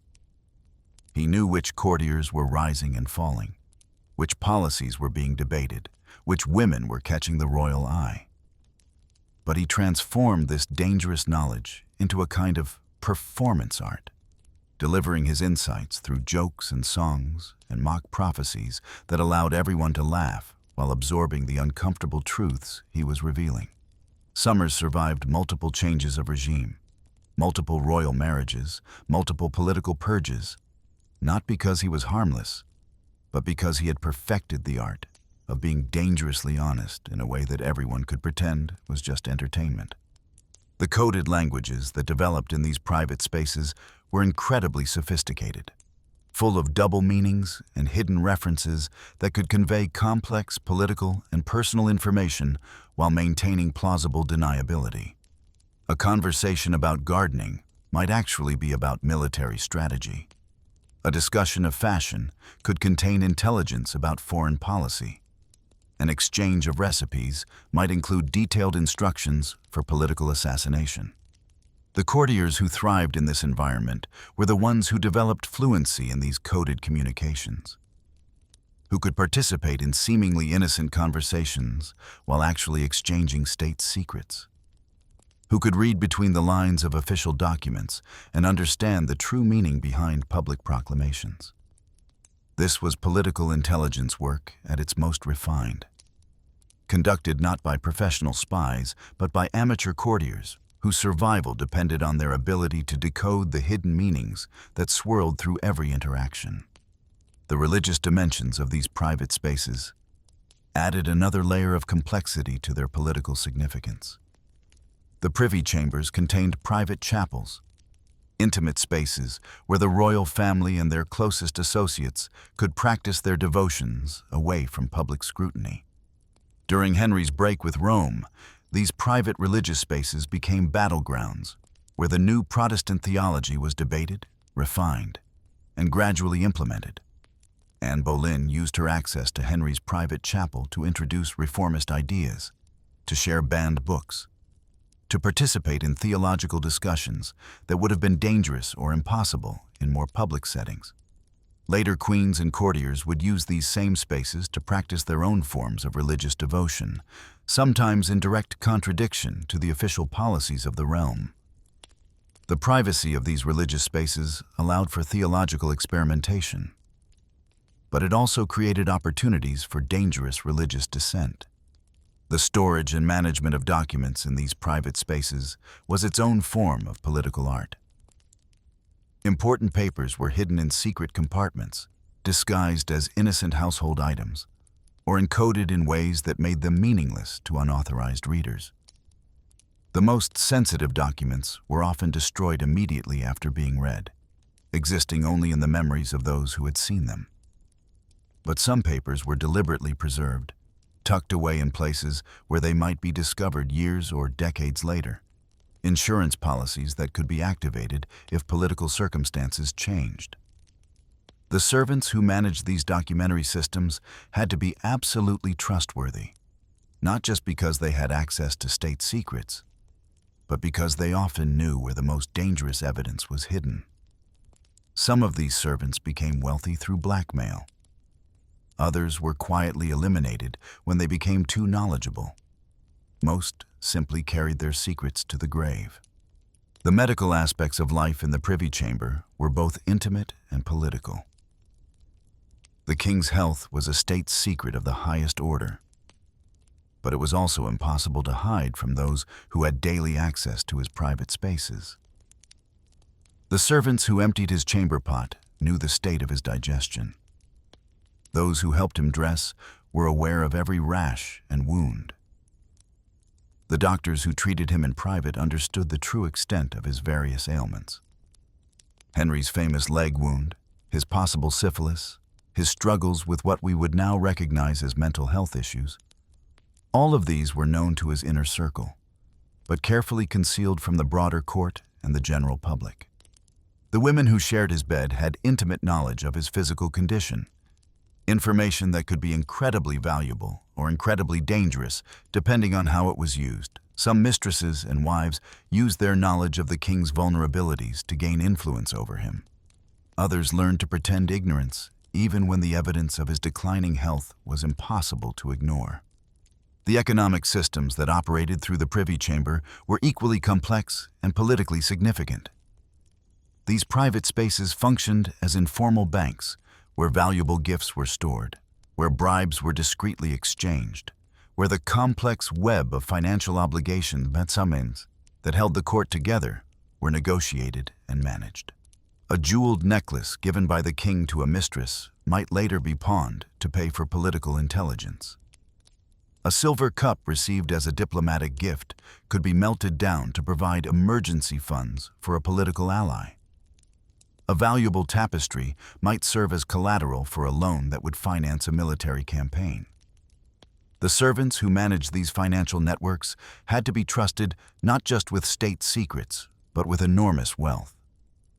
And they were often rewarded with their own grants of land and titles in recognition of their valuable services.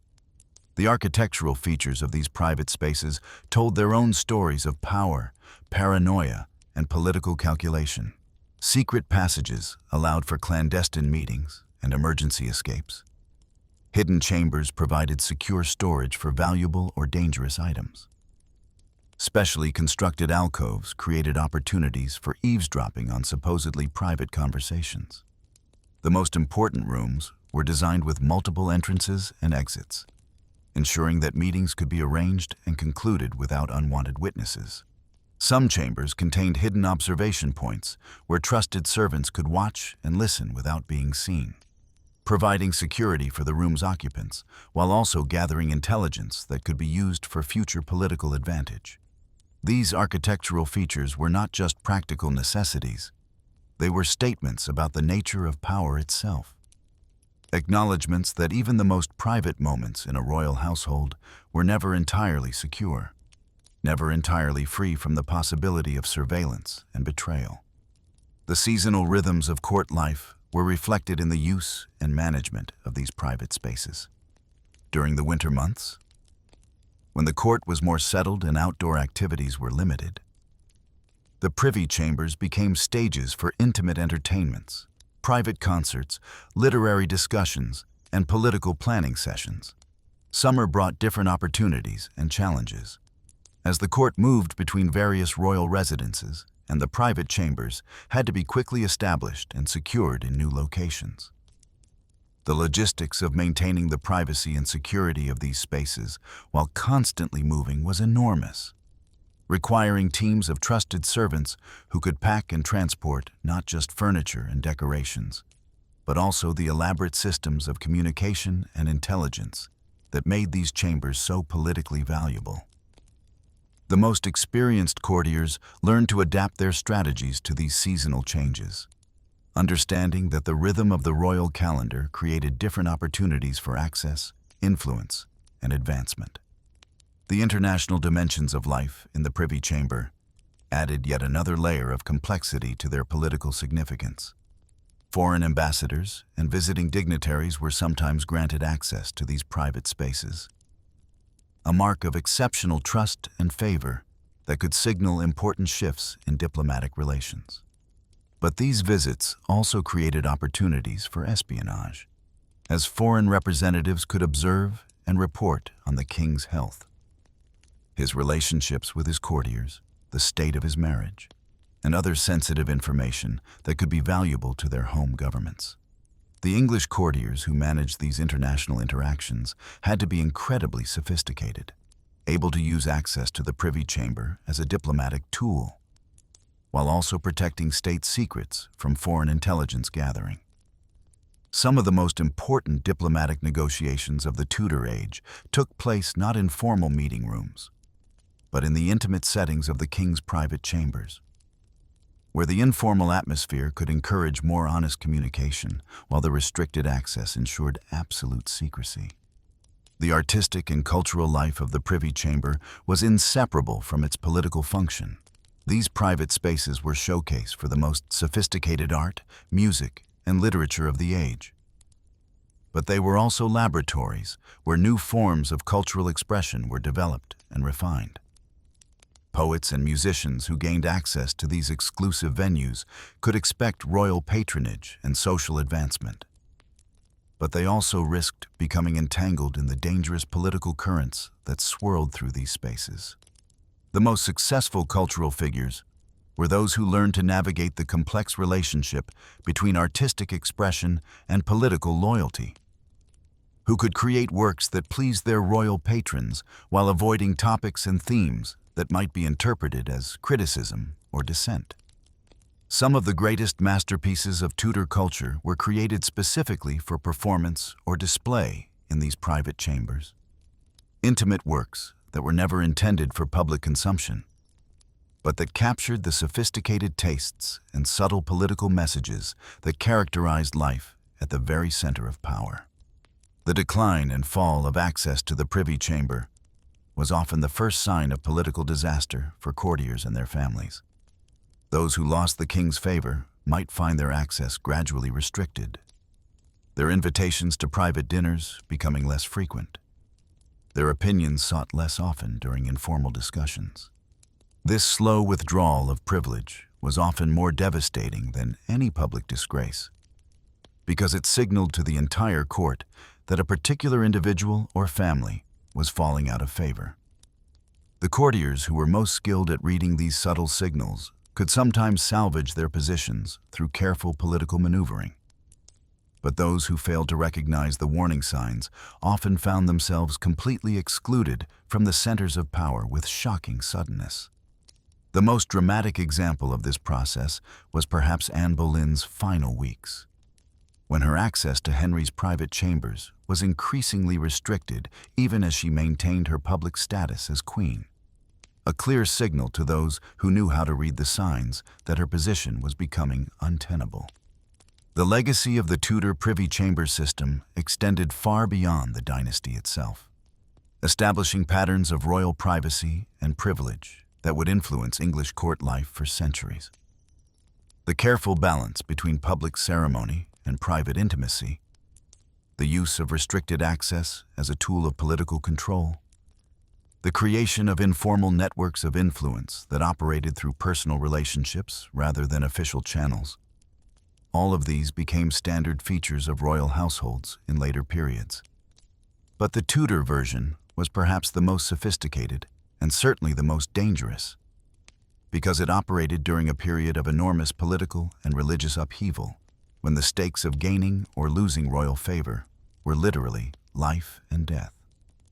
The men and women who navigated these private spaces successfully became some of the most powerful people in England, while those who miscalculated often paid the ultimate price for their ambition. The physical remnants of these private chambers, what little survives in the palaces and great houses of Tudor England, still carry echoes of their former significance.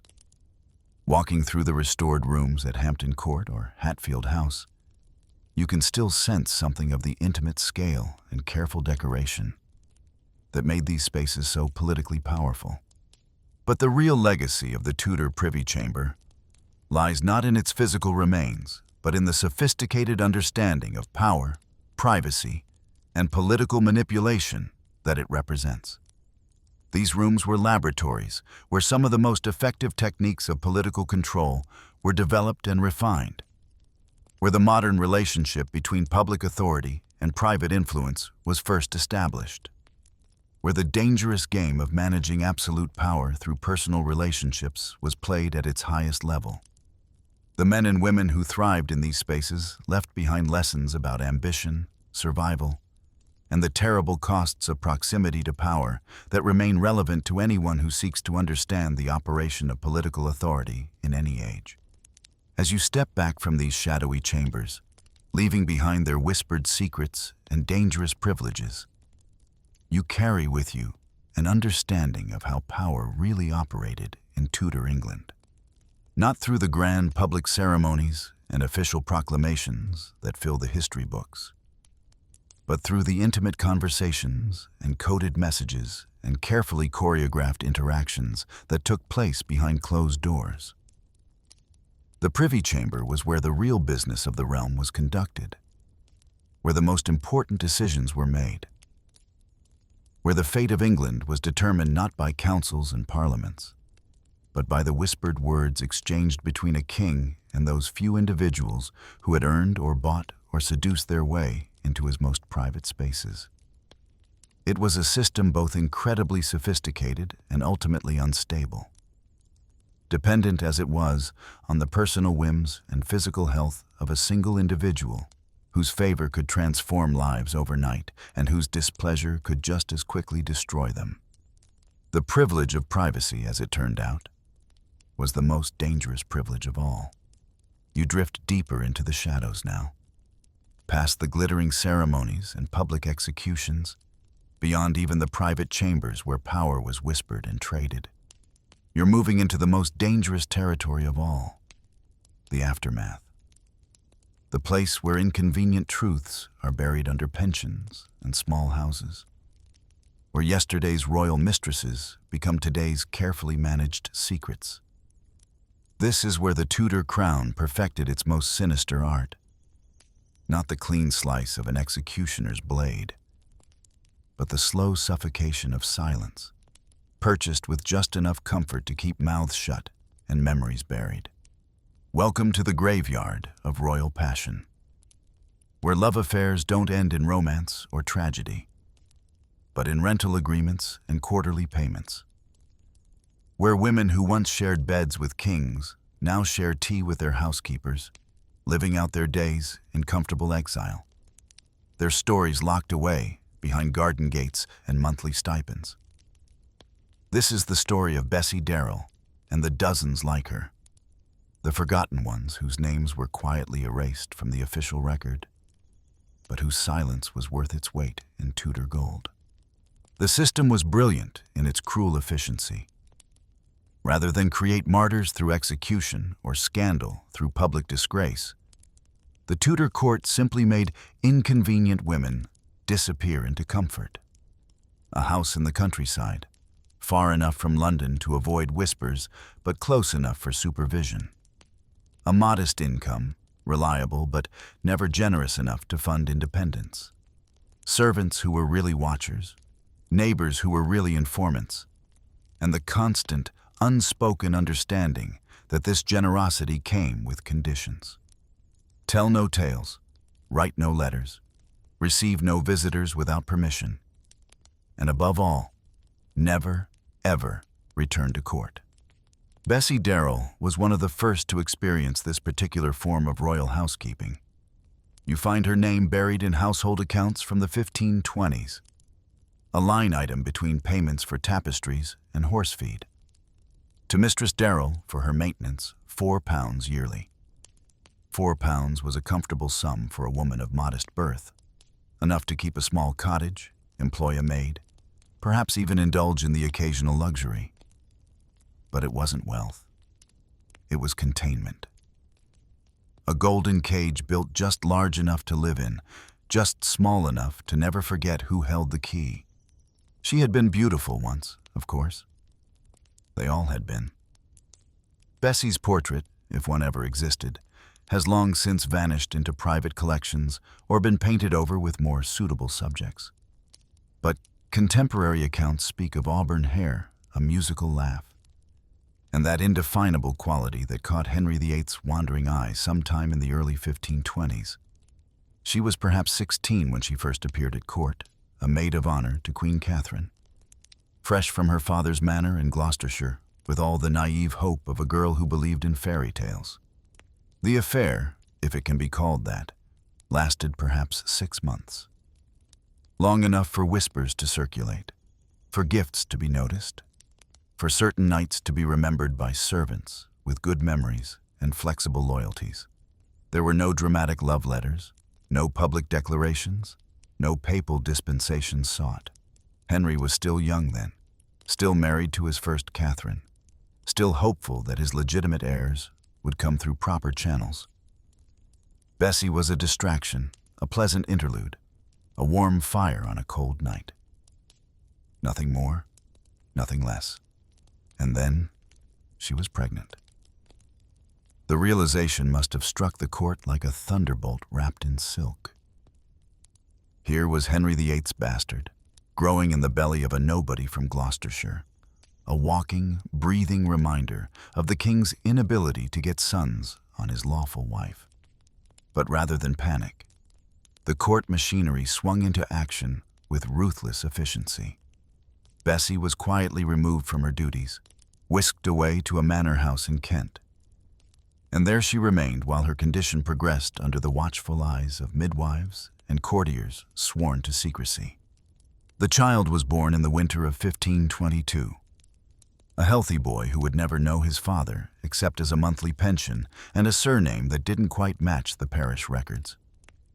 He was baptized Edward, a suitably royal name with the surname Darrell, though some documents list him as Edward Fitzdarrell. That telltale Fitz prefix that marked him as noble-born but illegitimate. The birth was recorded in a private ledger, witnessed by servants who signed their names with shaking hands, knowing they held secrets that could topple kingdoms or at least end their own lives. And what of Bessie in those long months of confinement? History gives us only glimpses, fleeting references in letters and household accounts. She was provided with fine clothes for the birth, silk and lace that seemed absurdly luxurious for a woman who would never again appear in public. She was attended by the finest physicians money could buy, men who arrived in unmarked carriages and left with purses heavy enough to ensure their discretion. After the birth, she was allowed a month to recover, to hold her son, to perhaps dream briefly of a different life. Then came the arrangement. Not discussed with Bessie herself, of course. Women didn't negotiate their own exile, but hammered out between her father, the king's representatives, and a collection of lawyers who specialized in making inconvenient problems disappear. The terms were generous by the standards of the day. A house in Oxfordshire, far from the major roads, but not so remote as to seem punitive. An annual income that would keep her comfortable but not conspicuous. Guardianship of her son until he came of age, at which point further arrangements would be made. And silence, blessed silence, purchased with Tudor gold and reinforced with Tudor fear. The house chosen for Bessie was perfect for its purpose.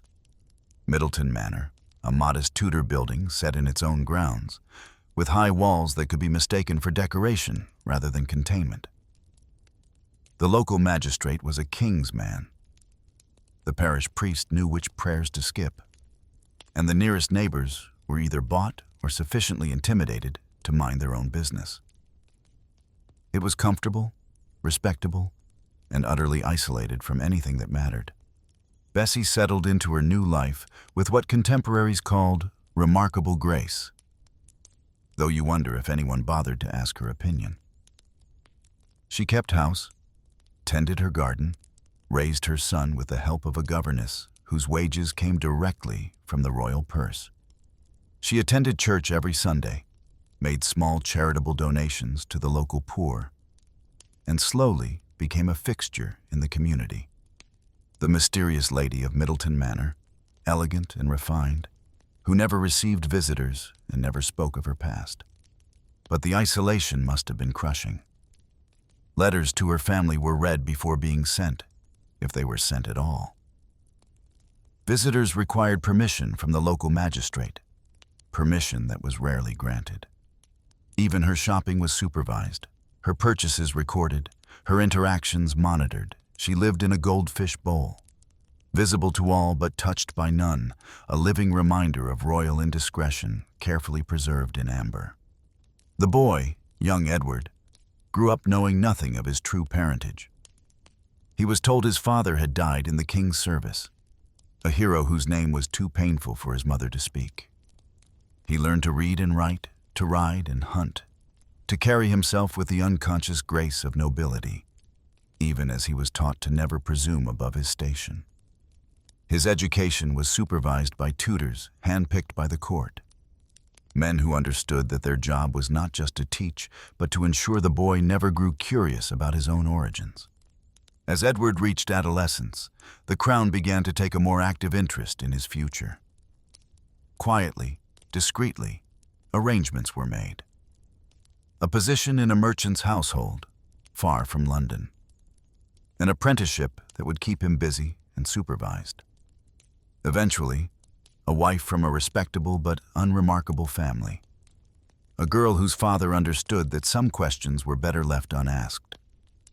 The boy who might have been a prince was being systematically transformed into a nobody. His royal blood diluted with middle-class respectability until it disappeared entirely. And what of Bessie during these years?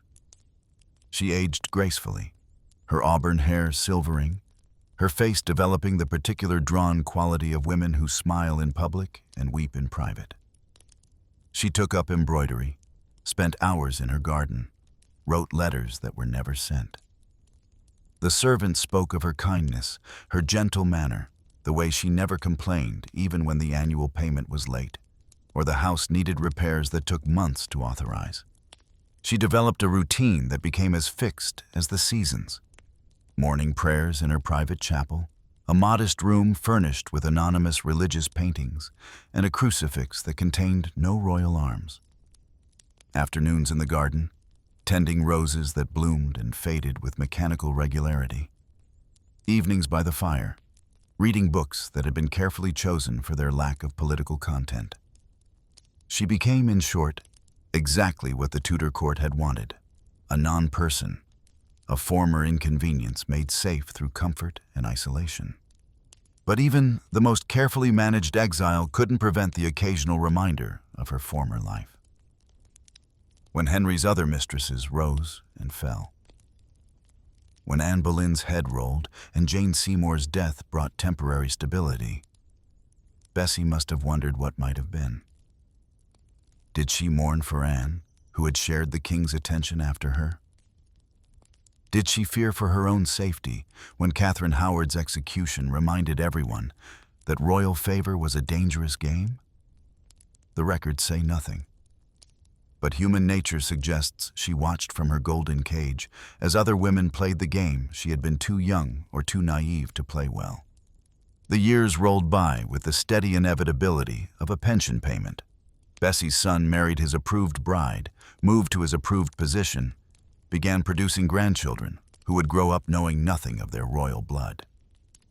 The line that might have challenged legitimacy or inspired rebellion was being carefully bred into obscurity, generation by generation, until the Tudor connection became nothing more than a family legend. The kind of story maiden aunts whisper to children who only half believe. Bessie herself began to fade from even the local consciousness. She attended fewer social functions, made fewer appearances in the village, spent more time in the privacy of her walled garden. Her health, never robust after the trauma of her early life, began to decline. The court physicians who had once attended her stopped coming. Local doctors took their place, men who knew nothing of her history and cared less. She was simply another aging gentlewoman, unremarkable in every way except for the quarterly payments that arrived like clockwork from London. She died on a winter morning in 1547, the same year as Henry VIII himself. Though whether this timing was coincidence or some cosmic justice, history doesn't record. Her funeral was small, respectable, attended by the local gentry who knew her as a quiet, charitable neighbor. She was buried in the parish churchyard under a simple stone that gave her name, her dates, and nothing more.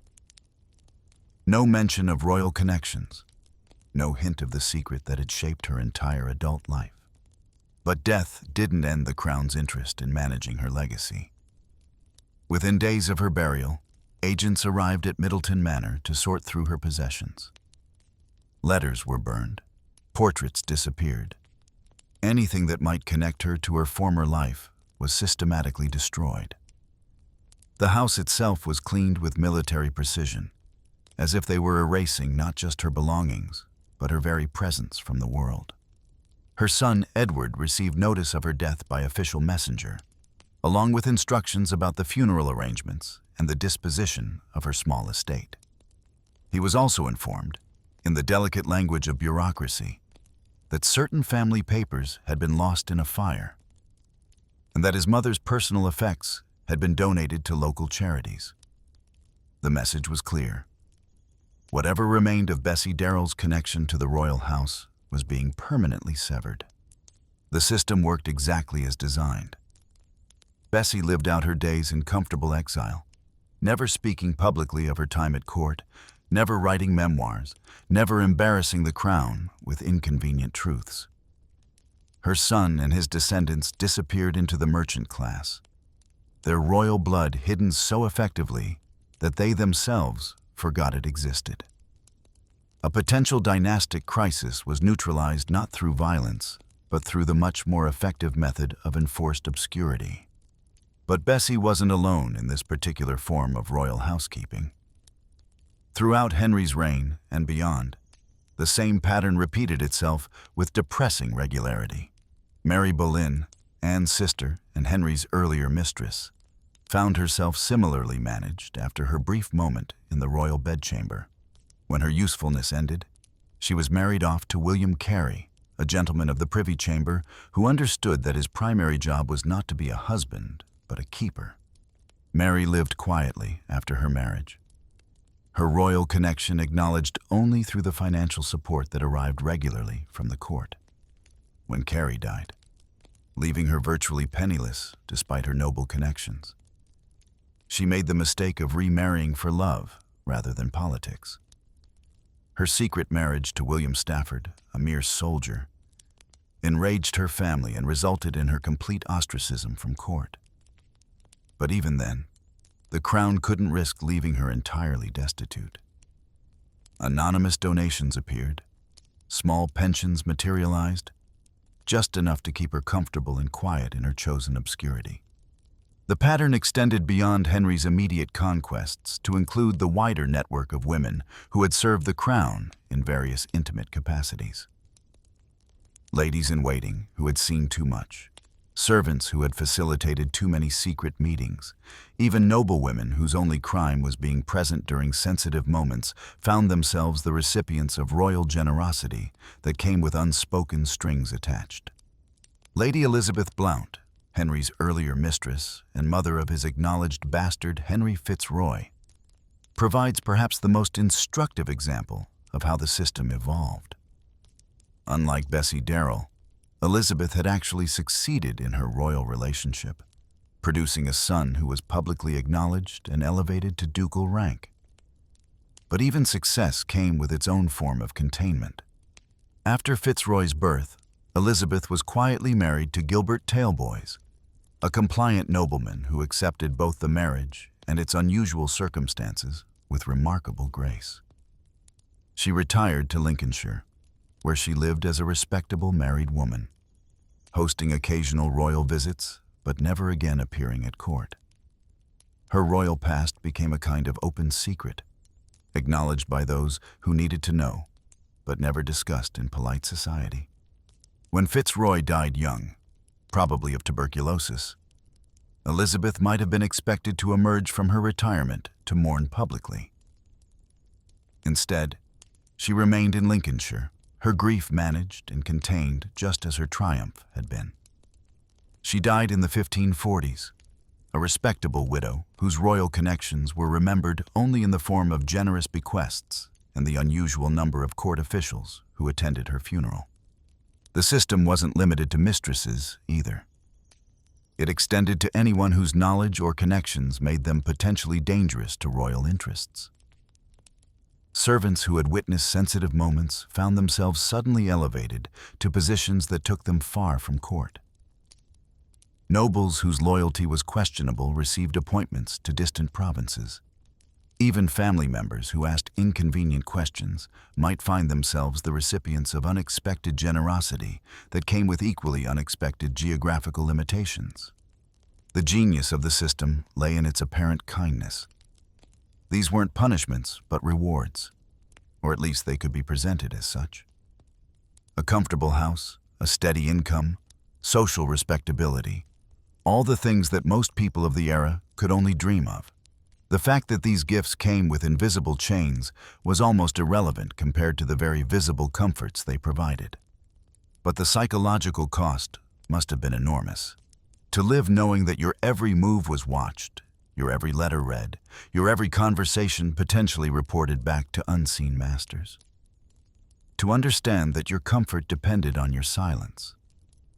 That the security of your children required your complicity in your own erasure. To know that you had once been close to the center of power, but were now condemned to live forever on its periphery, visible but voiceless, comfortable but controlled. Some women undoubtedly accepted these arrangements with genuine gratitude. After all, the alternatives might have been much worse. Exile with a pension was certainly preferable to exile without one, and both were far superior to the executioner's block. For women with few options and fewer resources, royal generosity might have seemed like salvation rather than imprisonment. Others must have chafed against the restrictions, dreaming of escape, of independence, of the freedom to tell their own stories.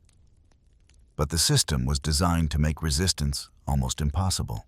How do you rebel against benefactors who have given you everything you need to live comfortably? How do you complain about a cage when it's furnished with silk cushions and stocked with fine wines? The records of these arrangements are scattered and often deliberately obscure. Royal accounts list payments for charitable purposes or household maintenance without specifying the recipients. Private correspondence hints at arrangements and understandings without providing details. Even legal documents, when they exist, are written in language so vague as to be almost meaningless to anyone without inside knowledge. But occasionally, the mask slips, and we catch glimpses of the human cost of these carefully managed lives. A letter from one royal pensioner to another, intercepted and filed away, speaks of the weight of obligation and the price of silence. An inventory of personal effects after a death reveals hidden letters never sent that speak of loneliness and regret. A servant's diary mentions his mistress weeping over a locket that contains a portrait she cannot display. These women lived in a kind of perpetual limbo, neither fully part of the world they had inhabited nor entirely separated from it. They retained the mannerisms and expectations of their former lives while being denied the substance of those lives. They were actors playing roles in a performance that never ended, where forgetting their lines meant losing not just their position, but their very identity. The system persisted well beyond Henry VIII's reign, evolving and adapting to new circumstances, but never fundamentally changing. Elizabeth I, despite her own precarious position as the daughter of an executed queen, continued the practice of managing inconvenient relationships through strategic generosity. James brought his own twist to the system, using it to control not just former lovers, but political opponents and potential rivals. By the 17th century, the practice had become so institutionalized that it barely attracted notice. The countryside was dotted with comfortable houses occupied by mysterious gentlewomen whose pasts were politely ignored and whose present was carefully monitored. These women had become a kind of invisible class, neither noble nor common, neither free nor imprisoned, existing in the spaces between official categories. Their children faced their own challenges, carrying royal blood that could never be acknowledged, noble mannerisms that had to be carefully subdued, stories that could never be told. Some succeeded in disappearing entirely into the merchant or professional classes, their origins lost within a generation or two. Others retained just enough of their aristocratic bearing to mark them as different, living their entire lives slightly out of step with their official place in society. The grandchildren and great-grandchildren often knew nothing of their royal connections, except perhaps as family legends. Stories told in whispers about ancestors who had once moved in exalted circles. These myths, neither entirely true nor completely false, became part of the fabric of English life, contributing to the nation's complex relationship with its own monarchy. Modern historians have struggled to piece together the full extent of these arrangements. Hampered by the deliberate destruction of records and the success of the silence that was purchased so effectively. We know the system existed. We can trace its general outlines. But the human details, the individual stories of resilience and resignation, resistance and accommodation, remain largely hidden. What we can say is that it worked, at least from the Crown's perspective. The Tudor dynasty managed to navigate some of the most turbulent romantic and political waters in English history without being sunk by the kind of bastard-related succession crises that had plagued earlier monarchies. The royal bloodline remained officially pure, even as it was being diluted and dispersed throughout the kingdom in ways that would have been politically explosive if they had been publicly acknowledged. The price of this success was paid by women like Bessie Darrell, whose lives were quietly sacrificed on the altar of dynastic stability. They lived and died in comfortable obscurity, their stories untold, their sacrifices unrecognized, their very existence gradually erased from the historical record. They became the forgotten casualties of royal romance, their silence purchased with Tudor gold and their oblivion guaranteed by Tudor power. As you step back from these shadowy histories, you carry with you an understanding of how power really operated in Tudor England, not just through the dramatic gestures that fill the history books, the executions and excommunications, the marriages and divorces that reshaped nations, but through the quiet, relentless work of managing inconvenient truths, of transforming potential scandals into comfortable silences, of making dangerous people disappear not through violence, but through enforced irrelevance. The forgotten names and silent fates of women like Bessie Darrell remind us that history's most effective tyrannies are often its most subtle ones. The golden cage, the comfortable prison, the generous arrangement that costs everything while providing just enough to make resistance seem ungrateful rather than heroic. These women paid the price for royal stability with their own agency, their own voices, their own place in the historical record. Their legacy lives on, not in the grand narratives of kings and queens, but in the spaces between those narratives, in the quiet corners where power operated most efficiently because it operated most quietly. They were the proof that the Tudor court had mastered not just the art of public spectacle, but the much more dangerous art of private control. The ability to make inconvenient people disappear, not through dramatic execution, but through the infinitely more effective method of comfortable obliteration. In the end, the forgotten names teach us the most important lesson about power, that its greatest victories are often its most invisible ones, achieved not through the sword, but through the ledger book, not through terror, but through the much more insidious weapon of purchased silence. These women lived and died as footnotes in other people's stories. But in their quiet acceptance and their enforced obscurity, they helped shape the very foundations of royal power that would endure for centuries to come. Their silence, bought and paid for with Tudor gold, became part of the institutional memory of the English monarchy. A reminder that some stories are too dangerous to tell, and some truths too inconvenient to acknowledge.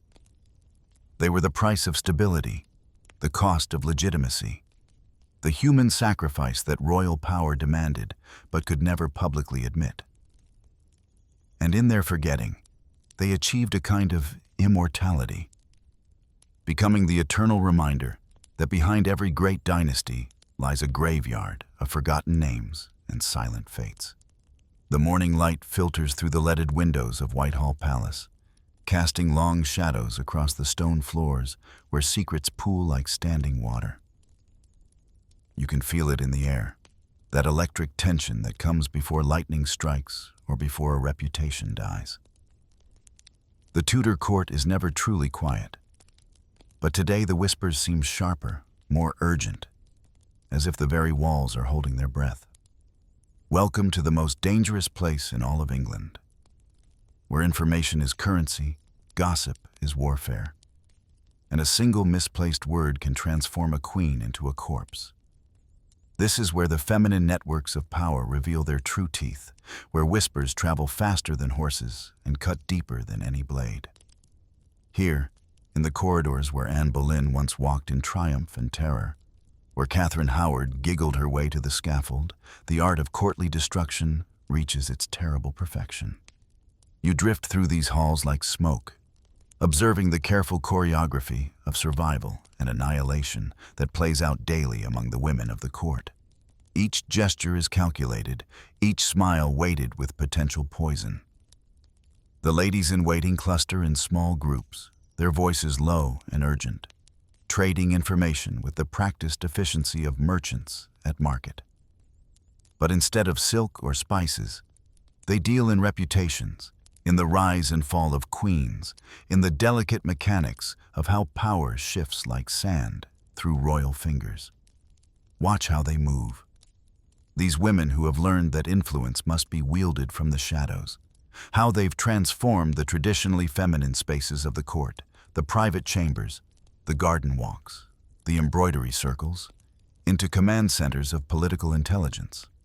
Lady Margaret Douglas leans close to the Duchess of Norfolk, her fan barely concealing her lips as she shares what she learned from her maid, who heard it from the Queen's chamberer, who witnessed something behind a tapestry 2 nights past. The network operates with mechanical precision, each woman both a receiver and transmitter in an endless web of communication that spans every level of the court hierarchy. Servants report to their mistresses, mistresses share with their equals, and the information flows upward and outward like water finding its level. Nothing remains hidden for long in this world, where privacy is a luxury no one can afford, and secrets are the only true wealth. The game begins, innocuously enough. A comment about someone's pallor, a question about why Lady Elizabeth retired early from last night's festivities, an observation about the new jewels adorning the Queen's neckline. These fragments of information are collected, sorted, analyzed, with the rigor of scholars studying ancient texts. The women of Tudor court have learned to read faces like manuscripts, to decode the language of gesture and glance, to interpret the significance of who sits where at dinner, who receives which gifts, who is permitted to walk closest to the throne. They understand that in a world where direct political participation is forbidden to them, information becomes their form of power. Gossip, their instrument of influence. But this is not idle chatter over needlework. This is strategic intelligence gathering, conducted by women who understand that their survival, their families' futures, their very lives, may depend on knowing which way the royal wind is blowing before it becomes a hurricane. They've learned to distinguish between mere rumor and actionable intelligence, to weigh the credibility of sources, to calculate the potential consequences of sharing or withholding what they know. The successful practitioners of this art develop networks of informants that would make any spy master envious, cultivating relationships with everyone from the Queen's closest confidants to the scullery maids who empty the royal chamber pots. The mechanics of dissemination are equally sophisticated. Information travels through the court via multiple channels, each with its own protocols and purposes. There's the direct whisper, shared between intimates during private moments. The coded reference dropped into seemingly innocent conversation that only those in the know will understand. The strategic placement of rumors in locations where they're guaranteed to spread. The chapel before morning prayers, the presence chamber during formal audiences, the gardens during evening strolls. The most skilled practitioners can plant a story at breakfast and watch it bloom into scandal by supper. Or conversely, can strangle unwelcome rumors in their cribs before they have a chance to take root. Consider how information about Anne Boleyn's alleged adultery spread through the court in the spring of 1536. It didn't begin with official accusations or formal charges. It started with whispers among the women, observations about her behavior, speculation about her relationships with various courtiers. The Queen's ladies noted her apparent distress, her private conversations with certain gentlemen, the strain in her marriage to the king. These fragments of observation were shared, analyzed, embellished, and gradually transformed from mere gossip into a narrative of betrayal that would ultimately cost Anne her head.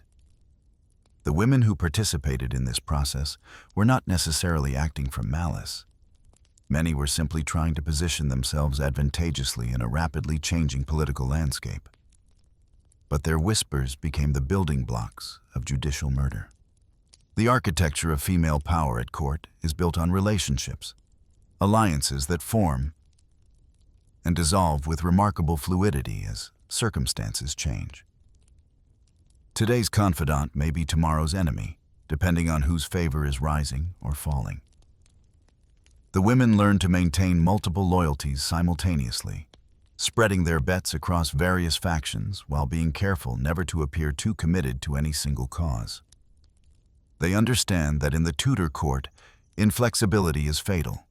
Survival requires the ability to pivot, to adapt, to switch allegiances while maintaining the appearance of consistency and virtue. The Queen herself sits at the center of the most complex web of all, surrounded by women whose loyalty is always provisional, always subject to revision based on her ability to maintain the king's favor. Her ladies-in-waiting are simultaneously her greatest assets and her most dangerous potential enemies. They serve as her eyes and ears throughout the court, reporting back on conversations, observing the behavior of potential rivals, monitoring the shifting currents of opinion. But they're also positioned to betray her if circumstances require it, to provide testimony against her if she falls from grace, to distance themselves from her disgrace while claiming they always suspected something was amiss. The language of court gossip has evolved into a sophisticated code, a dialect of implication and insinuation that allows speakers to convey damaging information while maintaining plausible deniability. A comment about someone being tired might hint at pregnancy or illness. An observation about someone's devotions could suggest either genuine piety or suspicious meetings with priests. The phrase "taking the air" might refer to innocent exercise or clandestine encounters. The ability to speak and understand this coded language is essential for survival. Those who miss the subtleties or misinterpret the signals often find themselves isolated, vulnerable, marked as outsiders who can't be trusted with sensitive information. But the stakes of this game are not merely social embarrassment or temporary exile from fashionable gatherings. In the Tudor court, gossip kills. The transformation of rumor into formal accusation, of whispered suspicion into legal evidence, can happen with terrifying speed. The women who excel at this game understand that they're not just trading in reputations, but in lives, that their words carry the power of life and death. This knowledge adds weight to every conversation, gravity to every shared confidence. They're not simply gossiping. They're participating in a form of collective judgment that can elevate or destroy with equal efficiency. The most successful practitioners of court gossip are those who understand the difference between information and interpretation, between fact and narrative. They collect raw data about behavior, appearances, conversations, relationships, but they're careful about how they frame these observations when sharing them with others. A skilled operator can present the same set of facts as either evidence of virtue or proof of vice, depending on her audience and her objectives. The art lies in knowing which interpretation to emphasize with which listener, how to shape the narrative in ways that serve one's interests while maintaining the appearance of objective observation. The seasonal rhythms of court life create natural cycles in the gossip network. During major celebrations, masques, and tournaments, when the court is at its most crowded and ceremonial, Information flows freely as people from different households mingle and share news. The Christmas season, in particular, is notorious for the volume of intelligence exchanged as the extended court community gathers for weeks of celebration. Conversely, during the summer progresses when the court travels and contracts, the network becomes more intimate but also more intense, as the reduced number of participants means that every piece of information carries greater weight and spreads more rapidly. The role of physical spaces in facilitating the gossip network cannot be underestimated. The Tudor court is designed around a series of increasingly private chambers, from the Great Hall where anyone might overhear a conversation, through the presence chamber where access is more restricted, to the privy chamber and private apartments where only the most trusted individuals are permitted. The women have learned to calibrate their conversations to these spaces, sharing different levels of information depending on who might be listening. The most sensitive intelligence is reserved for the most private spaces, while the outer chambers are used for planting strategic misinformation or testing reactions to potential revelations. Gardens and outdoor spaces play a particularly important role in the gossip ecosystem. The paths through the royal gardens at Whitehall and Greenwich provide opportunities for seemingly casual encounters that are actually carefully orchestrated meetings. Two women walking together among the roses can share information without the risk of eavesdropping servants or echoing walls. The rhythm of seasonal garden work, the planting and harvesting, the pruning and weeding, provides natural cover for extended conversations. Many of the most significant intelligence exchanges happen during these outdoor promenades, where the appearance of innocent recreation masks serious strategic planning. The servants who support the female networks are perhaps the most crucial and most vulnerable participants in the system. Ladies' maids, chamberers, laundresses, and seamstresses have access to the most intimate details of their mistresses' lives. They see the private tears, handle the secret letters, observe the telltale signs of pregnancy or illness or emotional distress. These women occupy a peculiar position in the hierarchy, valued for their knowledge but despised for their birth, trusted with secrets but never truly secure in their positions. The smart ones learn to trade information carefully, building relationships with multiple mistresses to protect themselves if their primary employer falls from grace. The transformation of gossip into formal accusation requires a delicate escalation process. What begins as private whispers among women must somehow make its way into the masculine world of official politics and legal proceedings. This transition typically happens through intermediaries, men who have relationships with the women's networks, but also access to the king's inner circle. Thomas Cromwell was particularly skilled at harvesting information from the female gossip networks and transforming it into actionable intelligence. He cultivated relationships with key women throughout the court, not as romantic attachments, but as sources of information, understanding that the women often knew things that the men missed or ignored. The investigation into Anne Boleyn's alleged adultery demonstrates how gossip can be weaponized through the legal system. The accusations against her began as whispers among court women who noted her apparent distress, her private conversations with various gentlemen, her tears after arguments with the king. These observations were collected, systematized, and presented as evidence of guilty behavior. The fact that no actual proof of adultery was ever produced became irrelevant once the narrative was established and supported by testimony from court ladies who claimed to have witnessed suspicious behavior. The power of collective female testimony, even when based on interpretation rather than fact, proved sufficient to destroy a queen. The psychological toll of participating in these networks cannot be ignored.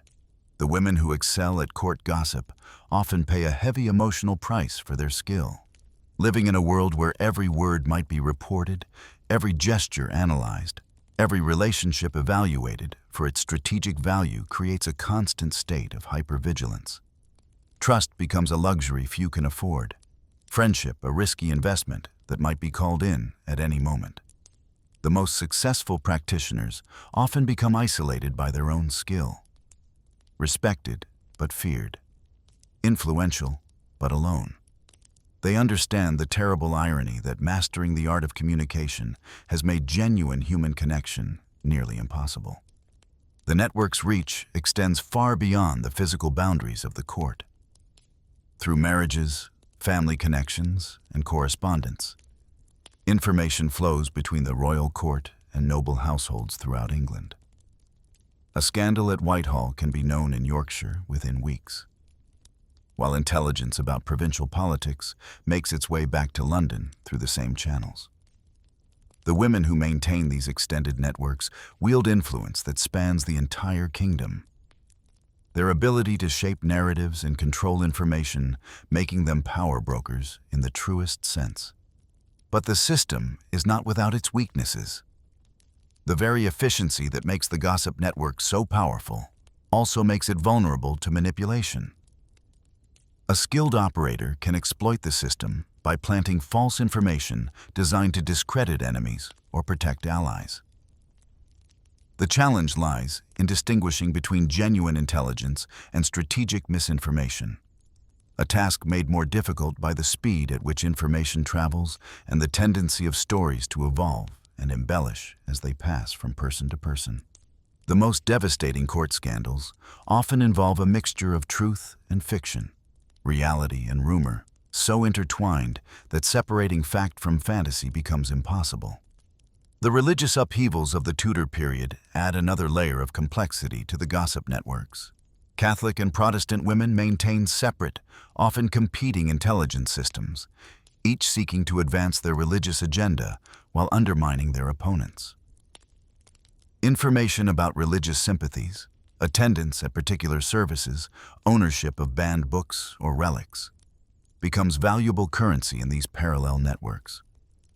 The women learn to code their religious discussions carefully, to identify potential allies and enemies, to protect themselves and their families from accusations of heresy or treason. The evolution of the gossip network over the course of Henry VIII's reign reflects the broader changes in court culture and politics. During the early years of the reign, when the court was relatively stable and the king's marriage to Catherine of Aragon seemed secure, the network focused primarily on social advancement and marriage arrangements. But as the king's quest for a male heir intensified and his marriages became increasingly volatile, the network adapted to become a tool of survival and political warfare. The women learned to read the signs of royal favor, to position themselves advantageously as queens rose and fell, to protect their families from the dangerous associations that could prove fatal in changing times. The most chilling aspect of the court gossip network is how efficiently it can transform ordinary human behavior into evidence of guilt. A private conversation becomes proof of conspiracy. Tears after an argument suggest guilty knowledge. A gift exchange between friends indicates an inappropriate relationship. The network's collective interpretation of behavior creates a parallel judicial system where guilt and innocence are determined not by facts, but by consensus, where the court of public opinion delivers verdicts that the formal legal system then ratifies. This process reveals the terrifying power of organized female testimony in a world where women's voices were officially marginalized, but their collective judgment could still destroy lives. The legacy of the Tudor gossip network extends far beyond the specific scandals it created or the lives it destroyed. It represents one of the earliest and most sophisticated examples of how marginalized groups can create alternative power structures, how those excluded from formal political participation can still wield significant influence through informal channels. The women of the Tudor court developed techniques for gathering, analyzing, and disseminating information that would be recognizable to any modern intelligence agency. They created systems of communication that could operate across vast distances and social barriers, networks that could adapt and evolve as circumstances changed. But perhaps most importantly, The Tudor gossip network reveals the double-edged nature of female solidarity in a patriarchal system. The same networks that allowed women to support and protect each other could also be turned against them. The same skills that enabled survival could be weaponized for destruction. The women who participated in these systems were simultaneously empowered and endangered by their knowledge, elevated by their connections, but vulnerable to the very networks they helped create. Their stories remind us that power, even power exercised from the margins, always comes with a price, and that the weapons we forge for our protection can just as easily be turned against us. As you emerge from these shadow-draped corridors where whispers echo louder than shouts and where silence can be more damaging than screams, you carry with you the understanding that the Tudor court's female networks were not simply gossip circles, but sophisticated intelligence operations. Not mere social gatherings, but strategic command centers where the fates of queens and kingdoms were decided. In a world where women were officially powerless, they created systems that could topple thrones and end lives, proving that influence, like water, will always find a way to flow, even when all official channels are blocked. The women of the Tudor court may have been denied formal political roles, but they wrote themselves into history with whispers and rumors, with shared glances and coded conversations, leaving behind a legacy written not in official documents, but in the spaces between words, in the silence that follows the storm, in the gossip that outlasts the kingdom itself.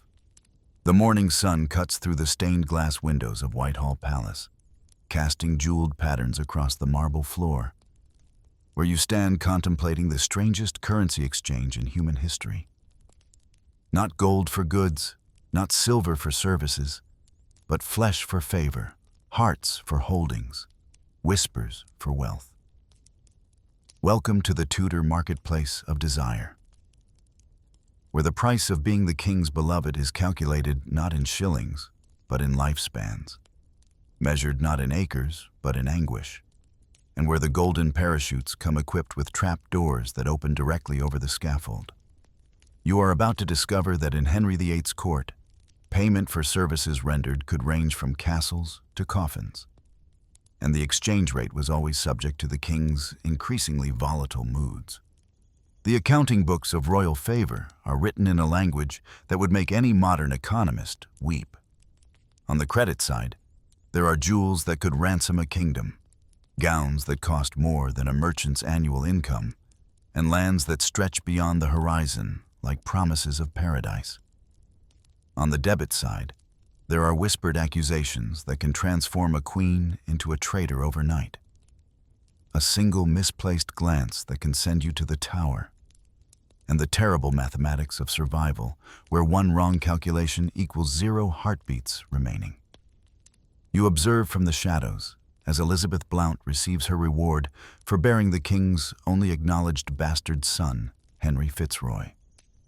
She is gifted estates, a noble husband in Gilbert Talboys, who suddenly finds himself elevated to Lord Talboys of Kyme, and a pension that will ensure her comfort for life, provided she never again speaks of certain moonlit encounters or reminds anyone too loudly of her son's resemblance to his father.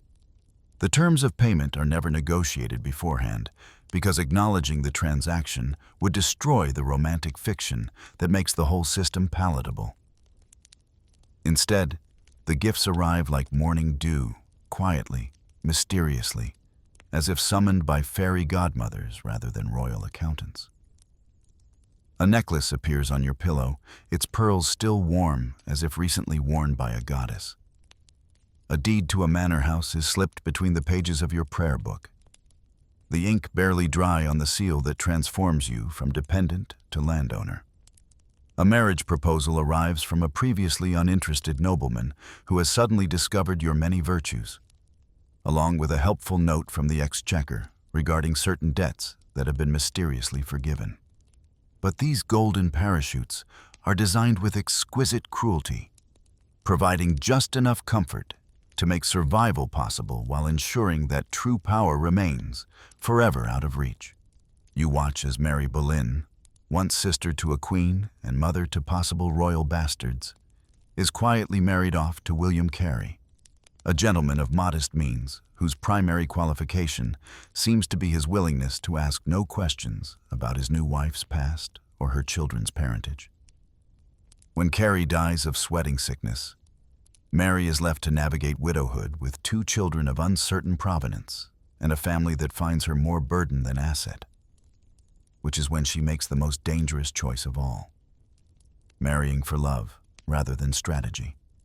The architecture of compensation reveals the true nature of power in Tudor England. The king can elevate a mistress family, granting titles and lands to fathers and brothers who suddenly find themselves ennobled by association. But he can just as easily erase them from memory, redistributing their holdings to more current favorites while they watch helplessly from the sidelines. Thomas Boleyn rises from the minor gentry to become Earl of Wiltshire and Earl of Ormond, his star ascending with his daughter's influence, only to see those same titles become meaningless paper crowns when Anne falls from grace and takes her entire bloodline into the political wilderness with her. The most sophisticated aspect of this compensation system is how it transforms women into willing participants in their own commodification. When a mistress receives a gift, she becomes complicit in the transaction, accepting her role as a luxury item rather than a human being. The pearl necklace around her throat is both adornment and collar, beautiful and binding in equal measure. The silk gown that marks her status also marks her as property, expensive enough to command respect, but owned nevertheless. The manor house that provides her security also provides her prison, a lovely cage far from court where she can be forgotten in comfort. Her silence purchased with Persian carpets and French tapestries. You witness the mechanics of elevation and degradation, playing out like a grotesque dance across the decades of Henry's reign. Bessie Blount is raised to the status of unofficial royal concubine, her son acknowledged and ennobled. But she is then quietly married off to a provincial nobleman and effectively exiled from the center of power, her reward for services rendered being a comfortable obscurity. Anne Boleyn climbs higher than any mistress before her, transforming herself from royal paramour to crowned queen. But her elevation only increases the stakes of her eventual fall, turning her execution from a personal tragedy into a state spectacle that reshapes the religious landscape of England. The gifts themselves tell stories of their own, each one a coded message in the elaborate language of Tudor politics. A ruby brooch might signify passionate favor or dangerous obsession, depending on the circumstances of its giving. A set of matched pearls could indicate pure affection or calculated investment in future progeny. The most revealing gifts are often the most practical ones, the grants of annual income that ensure a woman's survival long after her beauty fades or her usefulness expires, suggesting that even in his most passionate moments, the king remains coldly aware that every affair must eventually end and every mistress must eventually be pensioned off like a retired servant. Catherine Howard receives what initially appears to be the ultimate prize, a crown and a palace. But these prove to be the most expensive gifts of all, when their true cost is calculated in blood spilled on Tower Green. Her jewels become evidence in her trial, each pearl and precious stone transformed into proof of her supposed crimes, the very gifts that once marked her as beloved, now marking her for death. The trap disguised as treasure reveals itself too late, and Catherine learns that in Tudor England, the most dangerous gifts are often the most generous ones, because they create expectations that no mortal woman can fulfill indefinitely. The psychological manipulation embedded in this system of compensation is breathtakingly sophisticated. By making the gifts seem spontaneous and romantic rather than calculated payments for services rendered, the king maintains the fiction that he is driven by love rather than lust, by affection rather than acquisition. The mistress is encouraged to believe that she has captured his heart through her unique charms rather than her strategic availability, making her more willing to accept increasingly dangerous assignments and more devastated when she is inevitably replaced by a younger, more novel alternative. The most chilling aspect of these golden parachutes is how they are engineered to fail at precisely the moment they are most needed. When Anne Boleyn faces trial for adultery and treason, her accumulated wealth and property provide no protection. Indeed, they become part of the prosecution case, evidence of her unseemly ambition and inappropriate influence. The very gifts that once proclaimed her special status now serve as proof of her corruption, transformed from rewards into weapons by the same system that bestowed them. The land grants that secured her family position become forfeit when her head falls, redistributed to new favorites who will learn nothing from her example, because they believe themselves different, better, more clever than their predecessors. The timing of compensation reveals the ruthless efficiency of Tudor political calculation. Gifts flow most freely during the honeymoon period of royal favor, when the king is most infatuated and least critical of his chosen beloved. But as passion cools or becomes complicated by practical considerations like marriage negotiations or succession planning, the stream of presents slows to a trickle, then stops entirely. The wise mistress recognizes this shift and begins positioning herself for graceful exit. But the foolish one continues to expect the same level of indulgence, setting herself up for disappointment that can quickly sour into dangerous resentment. Elizabeth Blount demonstrates the gold standard of graceful retirement from royal service, accepting her arranged marriage and comfortable exile without complaint, maintaining cordial correspondence with the king while never presuming to claim more than her carefully negotiated settlement. Her reward for this discretion is a long life, a respected position in society, and the knowledge that her son carries royal blood without the burden of royal expectations. She becomes the template for successful mistress management, proving that survival is possible for those who understand the rules of the game and accept their limitations within it. But for every Elizabeth Blount who navigates the system successfully, there are a dozen women who are destroyed by it, crushed between the grinding wheels of desire and politics until nothing remains but cautionary tales whispered in shadowy corners of the court. Some are driven mad by the isolation that comes with golden exile, cut off from the stimulating world of court intrigue and forced to make conversation with provincial nobles who care more about sheep than statecraft. Others are consumed by bitterness, spending their remaining years plotting impossible revenge against the king who used and discarded them, their once beautiful faces twisted by resentment into masks that frighten their own servants. The most tragic figures are those who refuse to accept their dismissal, who continue to appear at court functions where they are no longer welcome, wearing their faded finery like armor that no longer fits properly. Their desperate attempts to recapture past glory, serving only to highlight how completely they have been superseded. These women become living reminders of the temporary nature of royal favor, cautionary spectacles that serve to educate current mistresses about the importance of knowing when to withdraw gracefully rather than outstay their welcome. The economic infrastructure of royal compensation reveals itself in the careful accounting that survives in various archives. Itemized lists of gifts and grants that read like invoices for services that cannot be named directly. £1,000 for the maintenance of a household whose purpose remains unspecified. A manor house granted to a woman whose qualifications for such generosity are not documented in any official record. An annual pension awarded for reasons of singular merit that remain frustratingly vague in all contemporary accounts.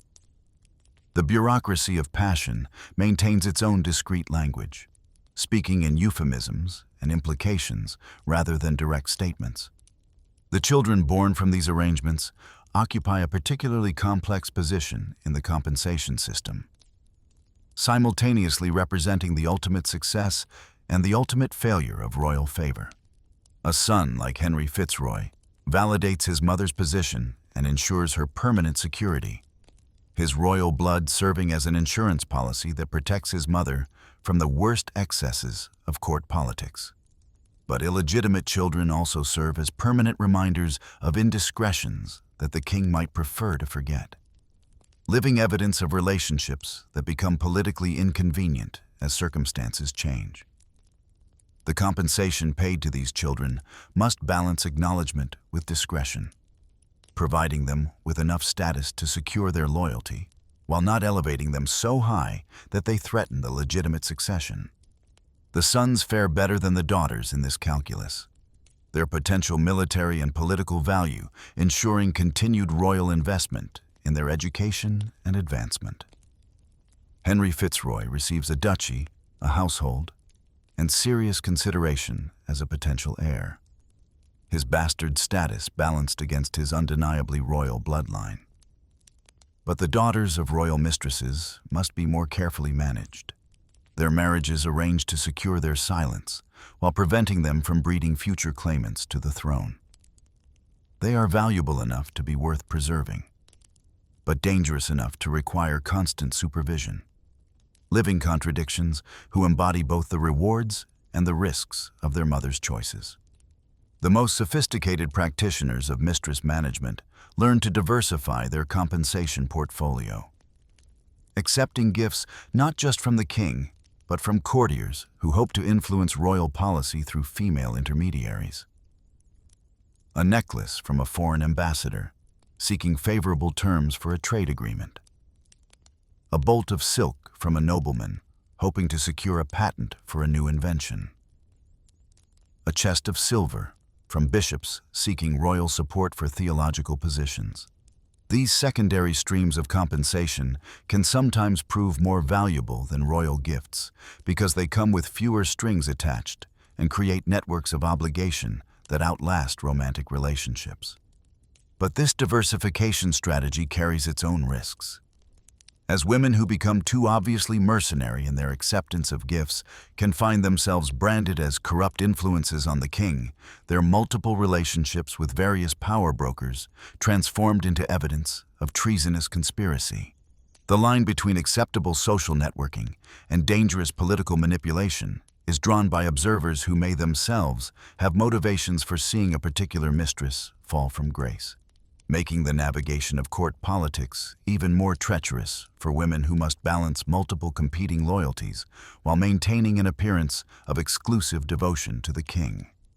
The regional distribution of compensation reveals the geographical dimension of royal favor, with properties granted to discarded mistresses serving as a form of internal exile that removes them from London while providing them with the resources necessary for dignified retirement. The choice of location sends its own messages about the nature of their dismissal, with grants in remote northern counties suggesting permanent banishment, while properties closer to court indicate the possibility of eventual rehabilitation. The quality and extent of these holdings also communicate the king's final assessment of a woman's value, with generous estates suggesting gratitude for faithful service, while smaller grants indicate mere obligation to provide for basic needs. The most dangerous moment in any mistress career comes not during her rise or her fall, but during the transition period when royal favor is clearly waning, but has not yet been formally withdrawn. This liminal state creates opportunities for enemies to strike while leaving the woman insufficient resources for effective self-defense. She no longer enjoys the protection that comes with active royal interest, but she has not yet received the compensation that would allow her to withdraw safely from the battlefield of court politics.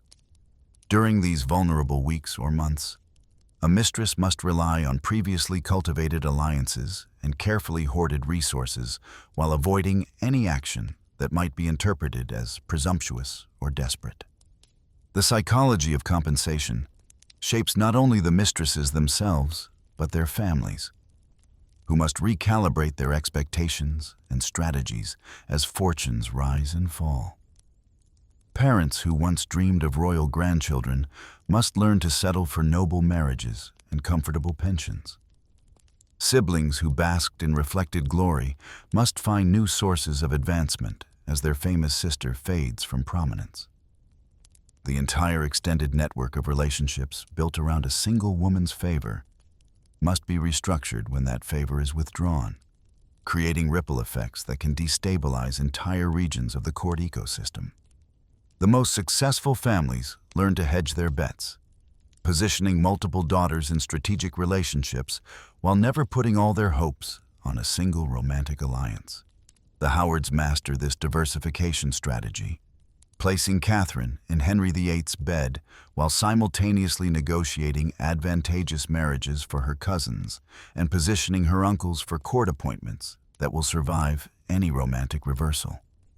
But even the most careful planning cannot completely protect against the sudden reversals of fortune that characterize Tudor politics.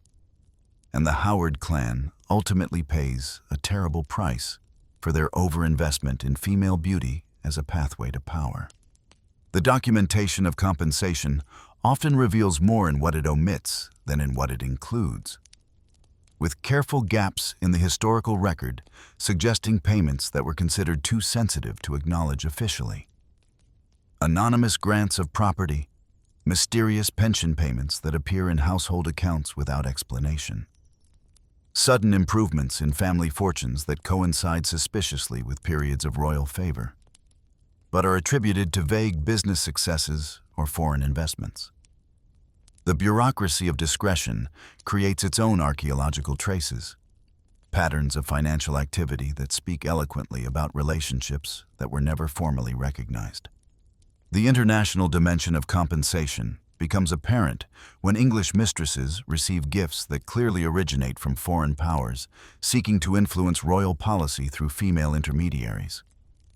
French silk, Spanish jewels, Flemish tapestries all find their way into the hands of women who have caught the king's eye, creating webs of obligation and influence that cross national boundaries and complicate diplomatic relationships.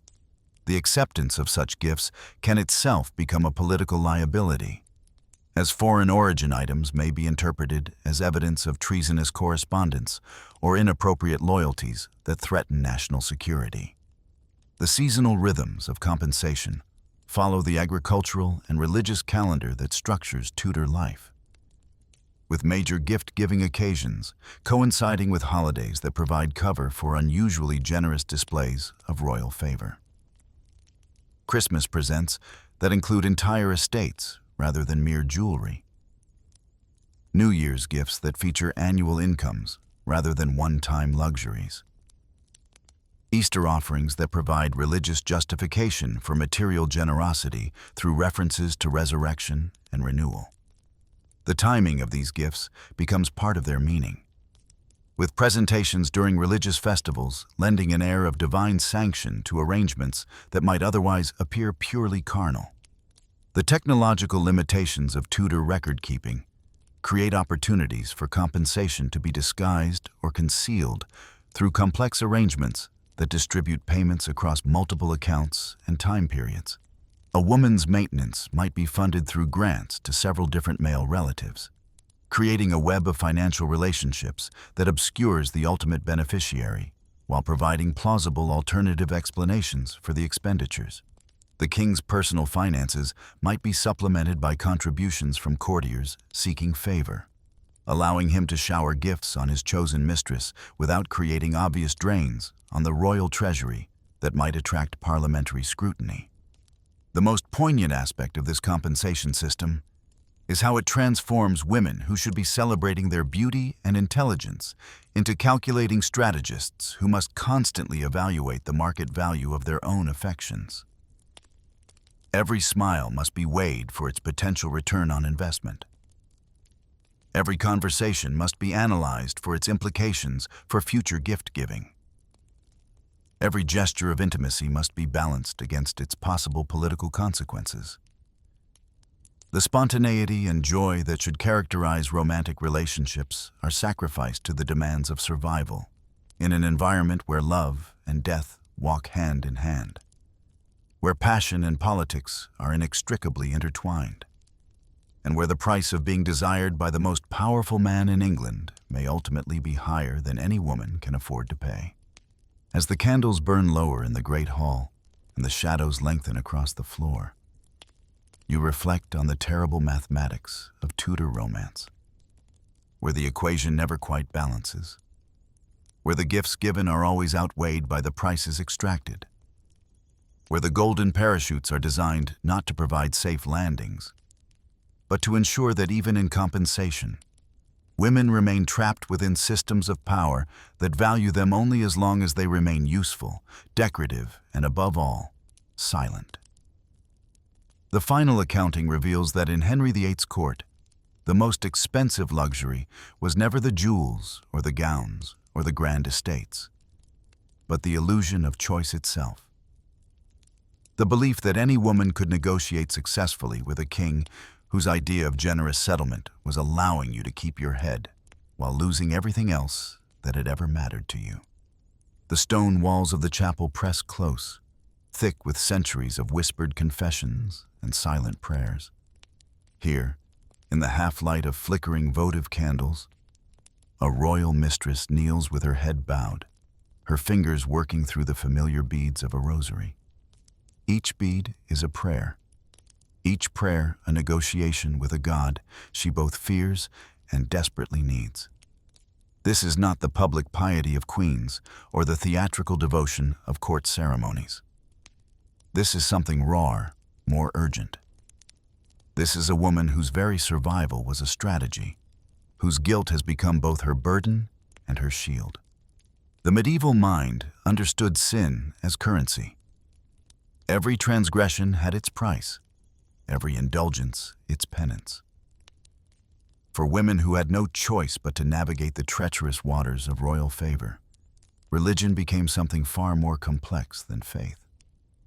It became therapy, politics, and often the only space where they could name their pain without fear of execution. They clutched rosaries not just in prayer, but as talismans against a world that called their survival immoral. They whispered confessions not to cleanse their souls, but to reclaim some measure of control over stories that were written about them by men who held their lives in the palm of their hands.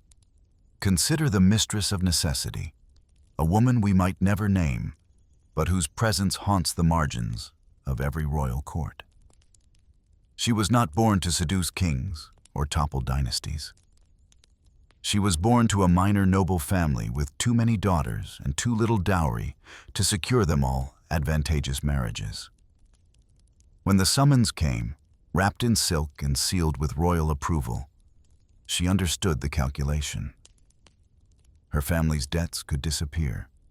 Her younger sisters might find husbands above their station. All she had to do was please a man whose desires had already toppled queens and reshaped the religious foundations of nations. So she went.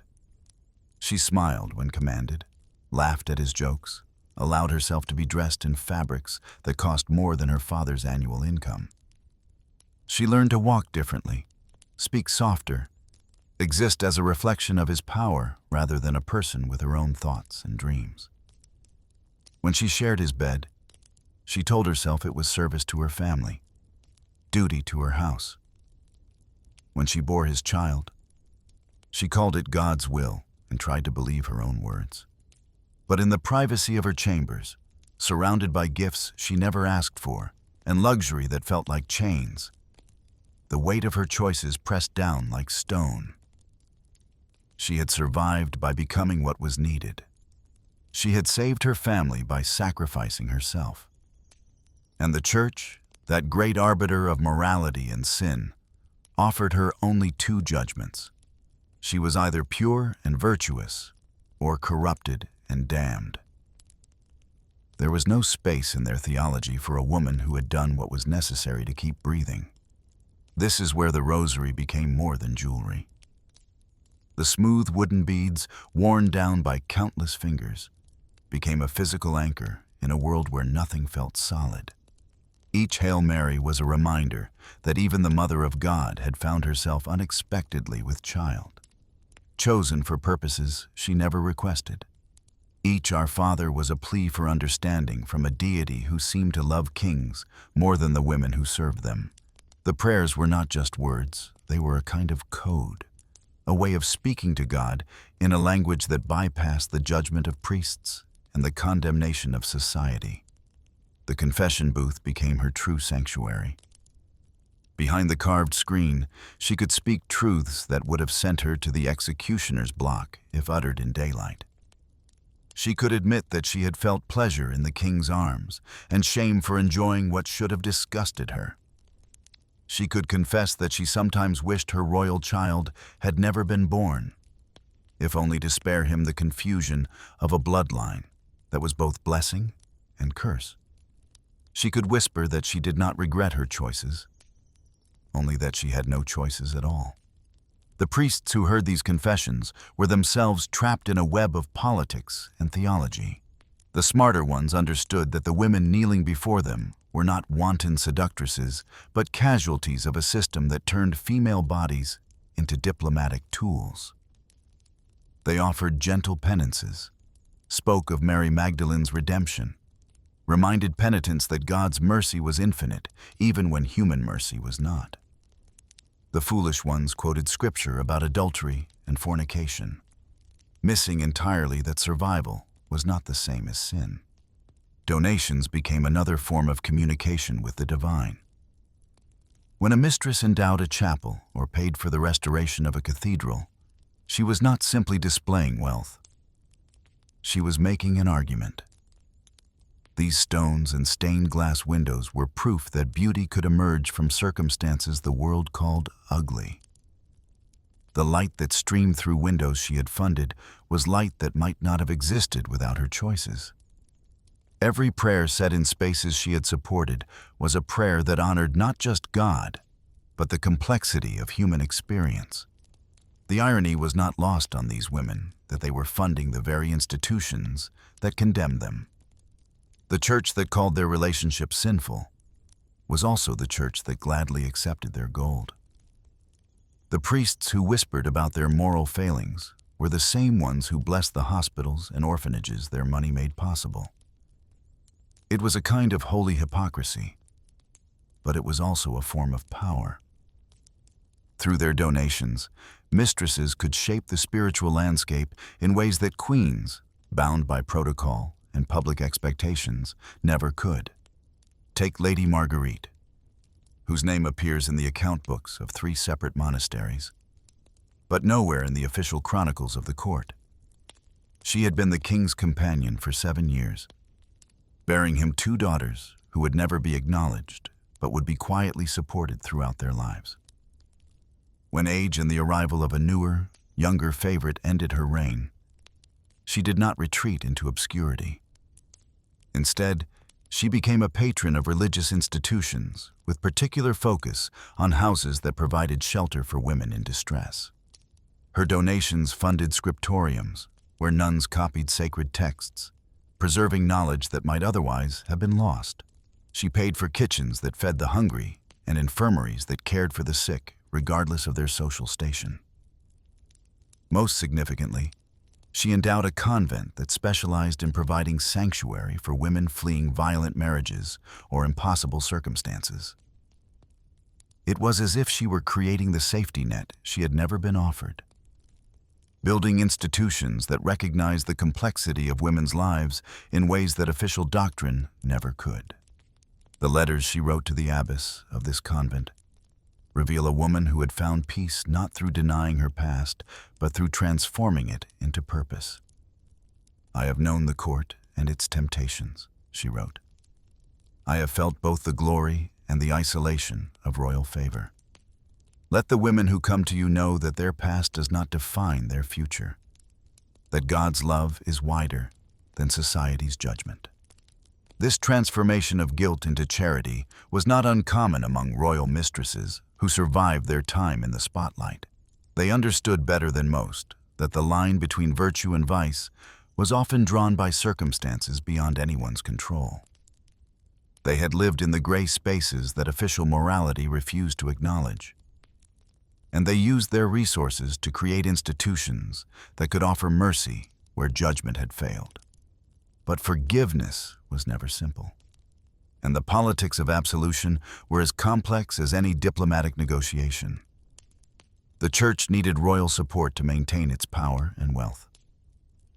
Kings needed religious sanction to legitimize their rule.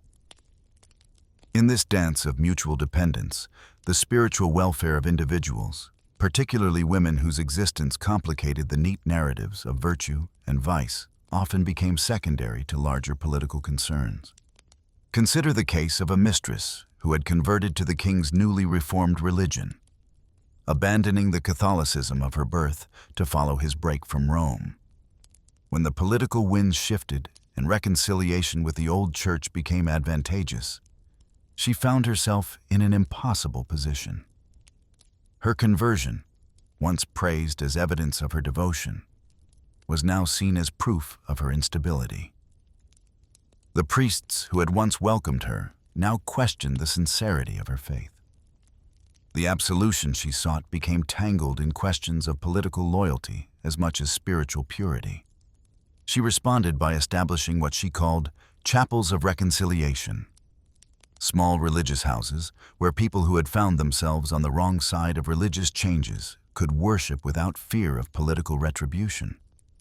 These spaces acknowledged that faith could be sincere even when it was inconvenient, that devotion to God did not always align neatly with devotion to earthly rulers.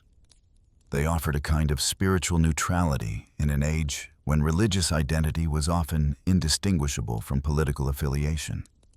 The psychological toll of this constant negotiation between survival and salvation was immense. Many mistresses developed what modern observers might recognize as complex forms of PTSD, manifesting in obsessive religious practices, periods of profound depression, and sometimes spectacular displays of public penance. They would commission elaborate religious art that depicted scenes of female penitence and redemption. They would undertake pilgrimages that pushed their bodies to the breaking point. They would donate sums so large that their own families questioned their sanity. But these extreme behaviors were not madness. They were a form of communication with a world that had no vocabulary for their experience.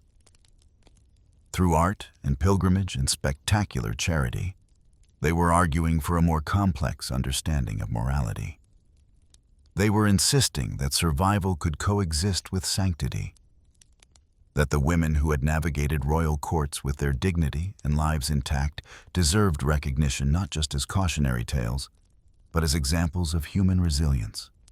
The rosaries they clutched were worn smooth not just from prayer, but from the constant worry of fingers that had learned to be afraid. The donations they made were offerings not just to God, but to a future where women might have more choices than they had been given. The confessions they whispered were not just admissions of guilt, but claims to a more nuanced understanding of human frailty and strength. In the end, these women created their own theology, one that acknowledged the sacred in the survival strategy, the holy in the necessary compromise. They understood that sin and sanctity were not always opposites, that sometimes the most moral choice was the one that kept you alive long enough to choose again. Their legacy lived not in the official religious texts that barely mentioned their existence, but in the institutions they founded, the art they commissioned, and the quiet revolutionizing of how mercy and judgment could coexist. The chapel falls silent as evening settles over the stone walls. The mistress rises from her knees, her rosary tucked safely in the folds of her gown. Tomorrow will bring new challenges, new negotiations between survival and sanctity. But tonight, in this space she has helped to create and maintain, she has found something rarer than forgiveness. She has found recognition that her story, with all its complexity and contradiction, is also sacred. The light from the votive candles flickers against walls built with her gold, creating shadows that dance like prayers made visible. In this place, at least, guilt and grace have learned to share the same space, and survival has been recognized as its own form of devotion. The transformation of personal guilt into institutional charity represented perhaps the most sophisticated form of medieval therapy available to women in impossible positions. Through religious patronage, these women were able to reframe their experiences not as failures of virtue, but as unique qualifications for understanding human suffering. They became inadvertent theologians, developing through practice what official doctrine could not provide. A framework for redemption that did not require the obliteration of memory or the denial of complex truth. Their legacy challenges us to reconsider not just the history of these individual women, but the entire relationship between power, morality, and survival in the medieval world. They created spaces where mercy could be more than a concept, where forgiveness could be more than a transaction, where the sacred could emerge from the most apparently profane circumstances. In doing so, they left us a different kind of religious inheritance. The understanding that sometimes the most profound faith emerges not from purity, but from the courage to keep believing even when belief itself has been complicated by the necessities of staying alive. Their prayers echo still in the stones of the institutions they built, in the light that filters through windows they funded, in the silence of sanctuaries they established for women who would face similar, impossible choices. The rosaries may have crumbled, the confession booths may be empty, but the revolution they quietly fomented continues.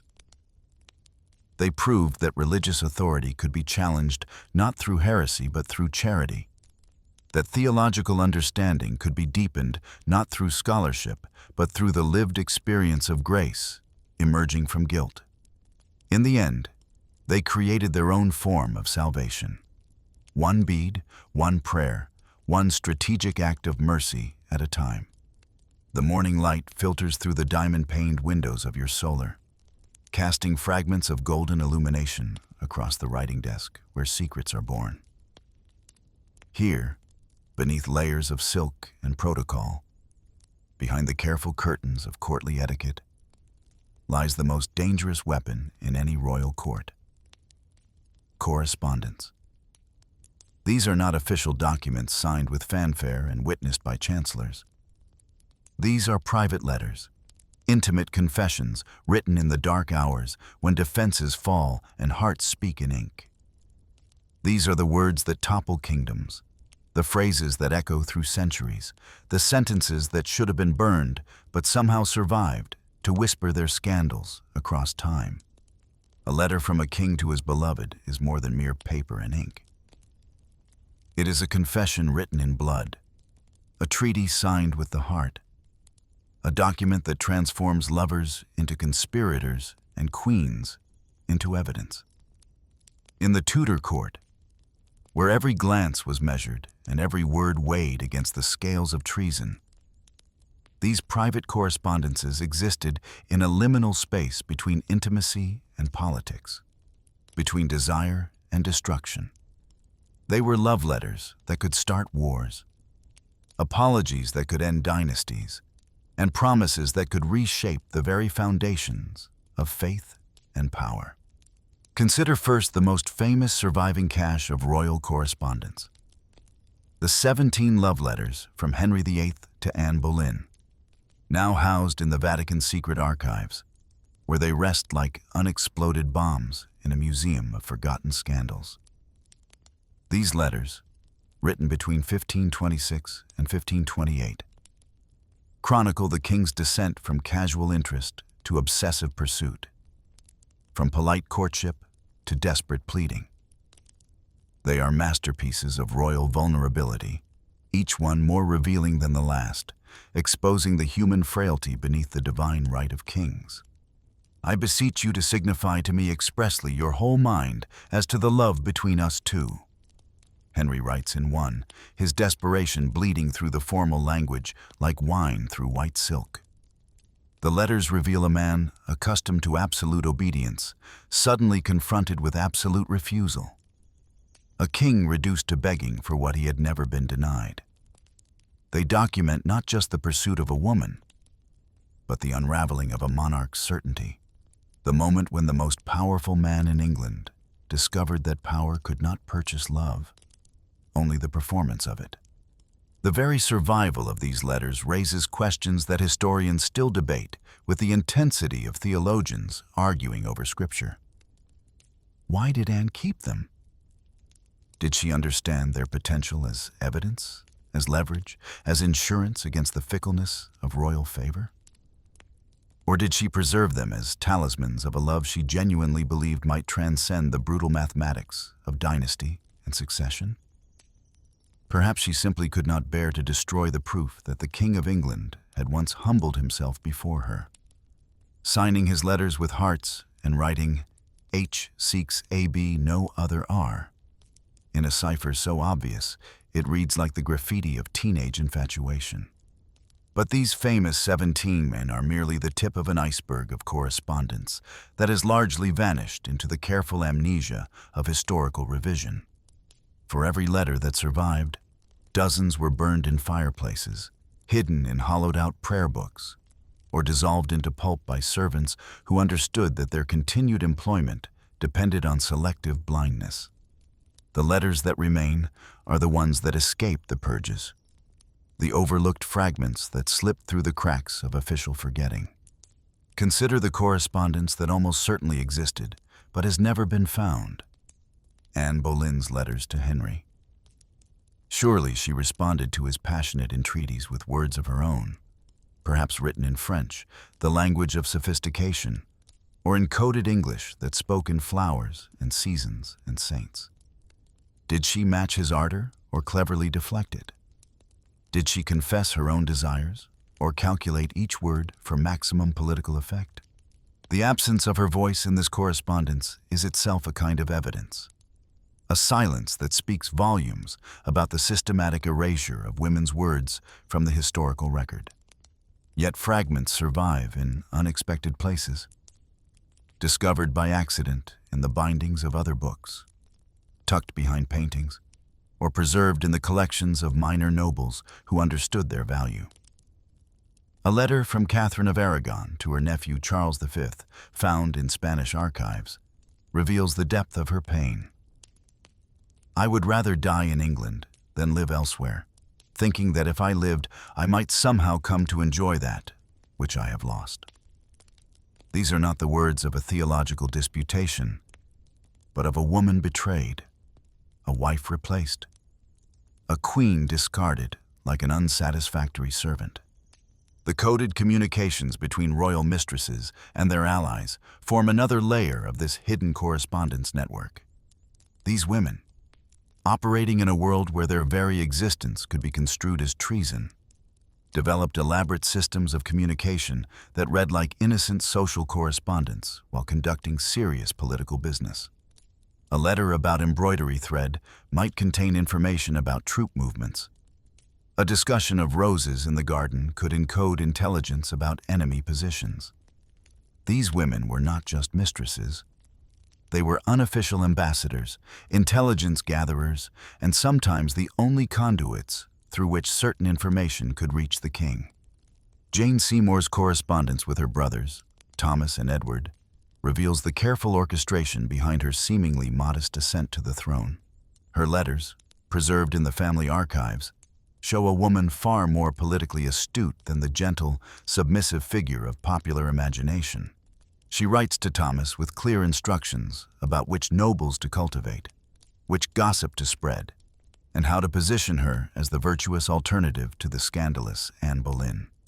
His Majesty takes comfort in quiet conversation and gentle manners, she observes, and grows weary of contradiction and dispute. This is not naive piety, but sophisticated political analysis disguised as sisterly confidence. The most dangerous letters were often those that revealed the human cost of royal politics. Catherine Howard's letter to Thomas Culpeper, discovered hidden in his doublet after their arrest, contains the fatal phrase, "It makes my heart to die to think what fortune I have, that I cannot be always in your company." These words, intended as a private expression of longing, became evidence in a treason trial, proof of adultery that would cost both lovers their heads. The letter transforms before our eyes from intimate confession to legal document, from evidence of love to proof of crime. Even more chilling are the letters that reveal the calculated nature of some royal romances. Thomas Seymour's correspondence with various nobles, uncovered after his execution, shows the careful planning behind his pursuit of Princess Elizabeth. He writes to supporters about securing the young lady's affections and ensuring her compliance with our designs. Language that strips away any pretense of romantic feeling and reveals the cold political calculation beneath what history has often portrayed as inappropriate infatuation. Elizabeth, then barely 14, becomes in these letters not a person, but a political asset to be acquired and manipulated. The survival of certain letters, while others vanished, often depended on pure chance rather than any systematic preservation effort. A maid might use old correspondence to line a jewelry box. A secretary might accidentally file personal letters with official documents. A fleeing courtier might abandon his papers in haste, only for them to be discovered centuries later during renovations. The letter from Mary, Queen of Scots, to Anthony Babington, which sealed her fate, was intercepted by Francis Walsingham's spy network and deliberately preserved as evidence. But other letters from Mary, perhaps containing different sentiments or revealing different aspects of her character, were destroyed as soon as they served their purpose as intelligence. The coded language of royal correspondence deserves particular attention, for it reveals how even private communication was shaped by the constant awareness of surveillance. Lovers developed elaborate symbolic vocabularies where flowers represented emotions, animals stood for political figures, and religious imagery masked secular desires. A letter praising God's providence might actually be discussing military strategy. A meditation on saints' lives could contain intelligence about enemy fortifications. The challenge for modern historians is not just decoding these symbols, but understanding the emotional landscape they were designed to navigate. Consider the extraordinary correspondence between Catherine Parr and her supporters during the period when Henry VIII's conservative counselors were plotting her arrest for heresy. Her letters to allies like the Duchess of Suffolk are masterpieces of diplomatic doublespeak, discussing matters of conscience and divine illumination in ways that simultaneously advance Protestant ideas and maintain plausible deniability. When she writes about seeking guidance from learned men, she is actually coordinating with Reformed theologians. When she mentions books that bring comfort, she is discussing banned Protestant texts. These letters show a woman who understood that survival depended not just on what she believed, but on how carefully she expressed those beliefs. The emotional register of these letters varies dramatically depending on their purpose and intended audience. The passionate urgency of Henry's letters to Anne Boleyn gives way to the cold formality of official correspondence as their relationship deteriorates. Anne's later letters to Henry, the few that survive, shift from flirtatious confidence to desperate pleading as she realizes the precariousness of her position. The progression reads like a 5-act tragedy compressed into years of correspondence. Foreign correspondence adds another dimension to this hidden world of royal communication.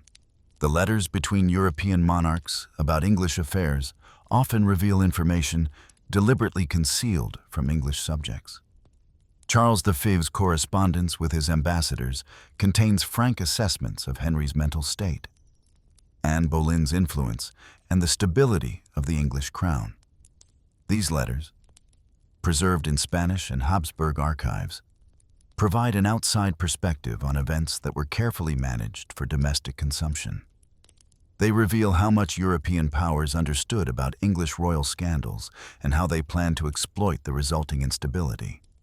The technical aspects of letter preservation and discovery tell their own stories about the politics of historical memory. Some correspondence was deliberately preserved by family members who understood its historical value. Other letters survived purely by accident.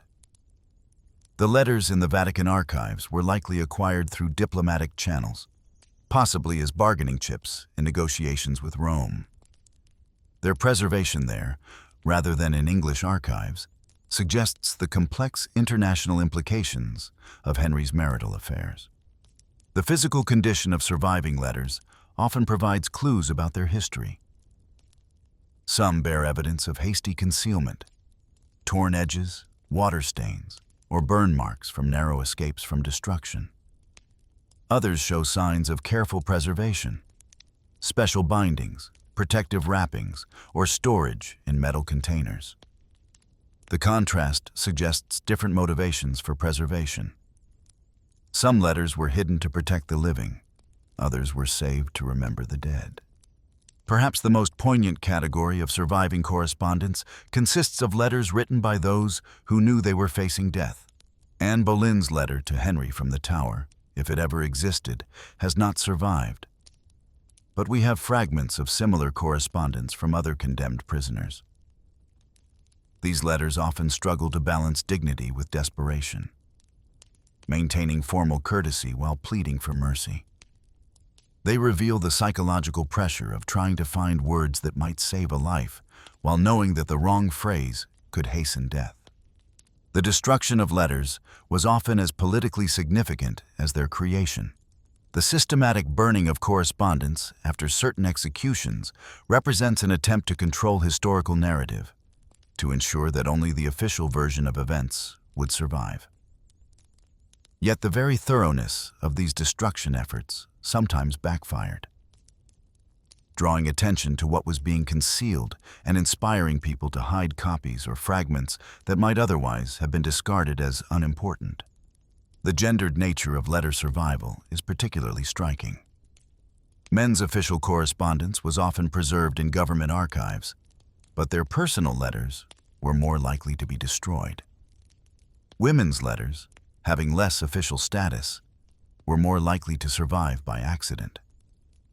Tucked into personal belongings, overlooked by those charged with destroying evidence, or preserved by family members who saw them as personal rather than political documents. This accidental preservation has given us glimpses into women's perspectives that would otherwise be entirely lost.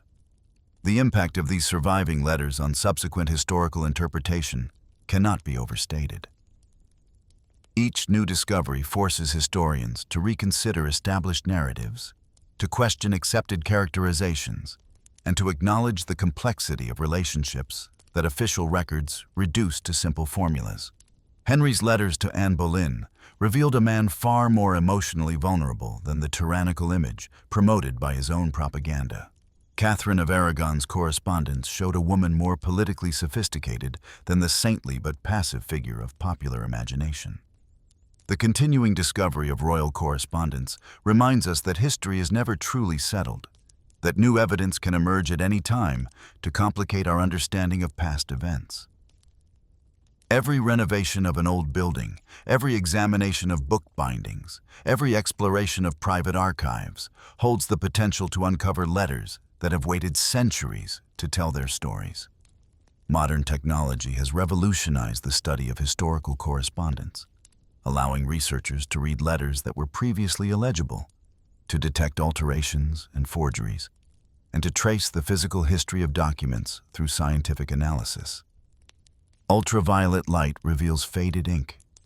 Chemical analysis can date paper and identify inks.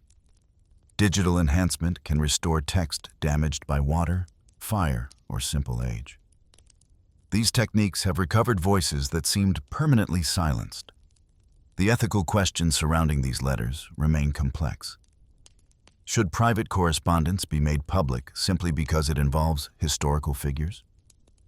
Do we have the right to read love letters written with no expectation that they would ever be seen by strangers? How do we balance historical knowledge against personal privacy, even centuries after death? These questions become particularly acute when dealing with correspondence involving young people like Princess Elizabeth, whose privacy was violated both by those who intercepted her letters and by modern scholars who study them. The language of these letters deserves close attention, for it reveals how people actually spoke and thought about love, politics, and power, stripped of the formal rhetoric of official documents. Henry's letters to Anne move from the stilted formality of early courtship to the intimate abbreviations and private jokes of established lovers.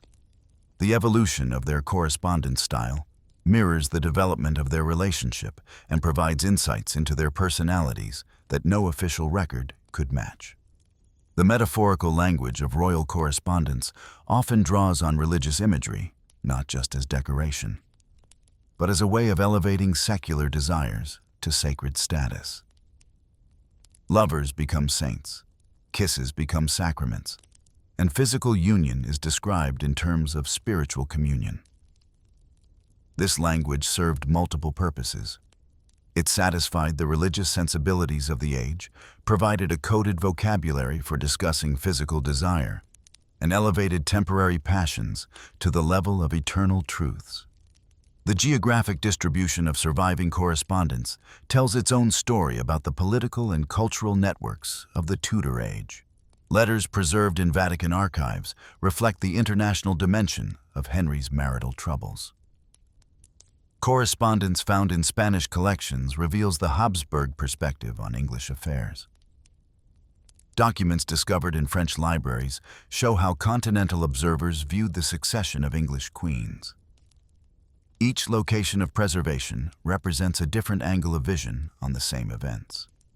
The forging of royal correspondence was a cottage industry in later centuries, as antiquarians and collectors created fake letters to fill gaps in the historical record or to enhance the value of their collections. Distinguishing genuine letters from sophisticated forgeries requires careful analysis of paper, ink, handwriting, and historical context. Some forged letters became so embedded in historical narratives that debunking them required decades of scholarly work. The symbolic power of these letters extended far beyond their immediate recipients. When Henry's correspondence with Anne Boleyn was discovered and published, it transformed their relationship from political alliance to romantic tragedy, shifting public sympathy toward Anne and complicating Henry's historical reputation.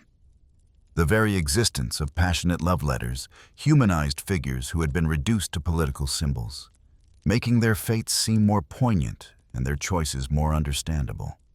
The practical challenges of maintaining secret correspondence in the Tudor age were immense. Reliable couriers were rare and expensive.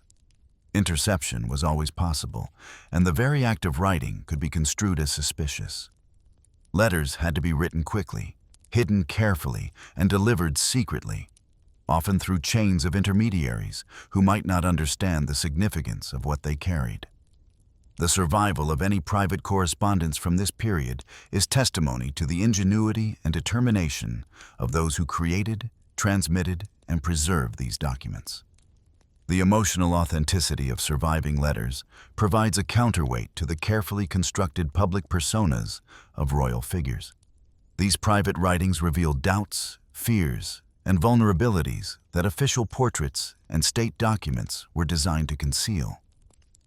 They show us rulers as human beings, struggling with the same emotional challenges that face anyone in love, while simultaneously managing the unique pressures of absolute power.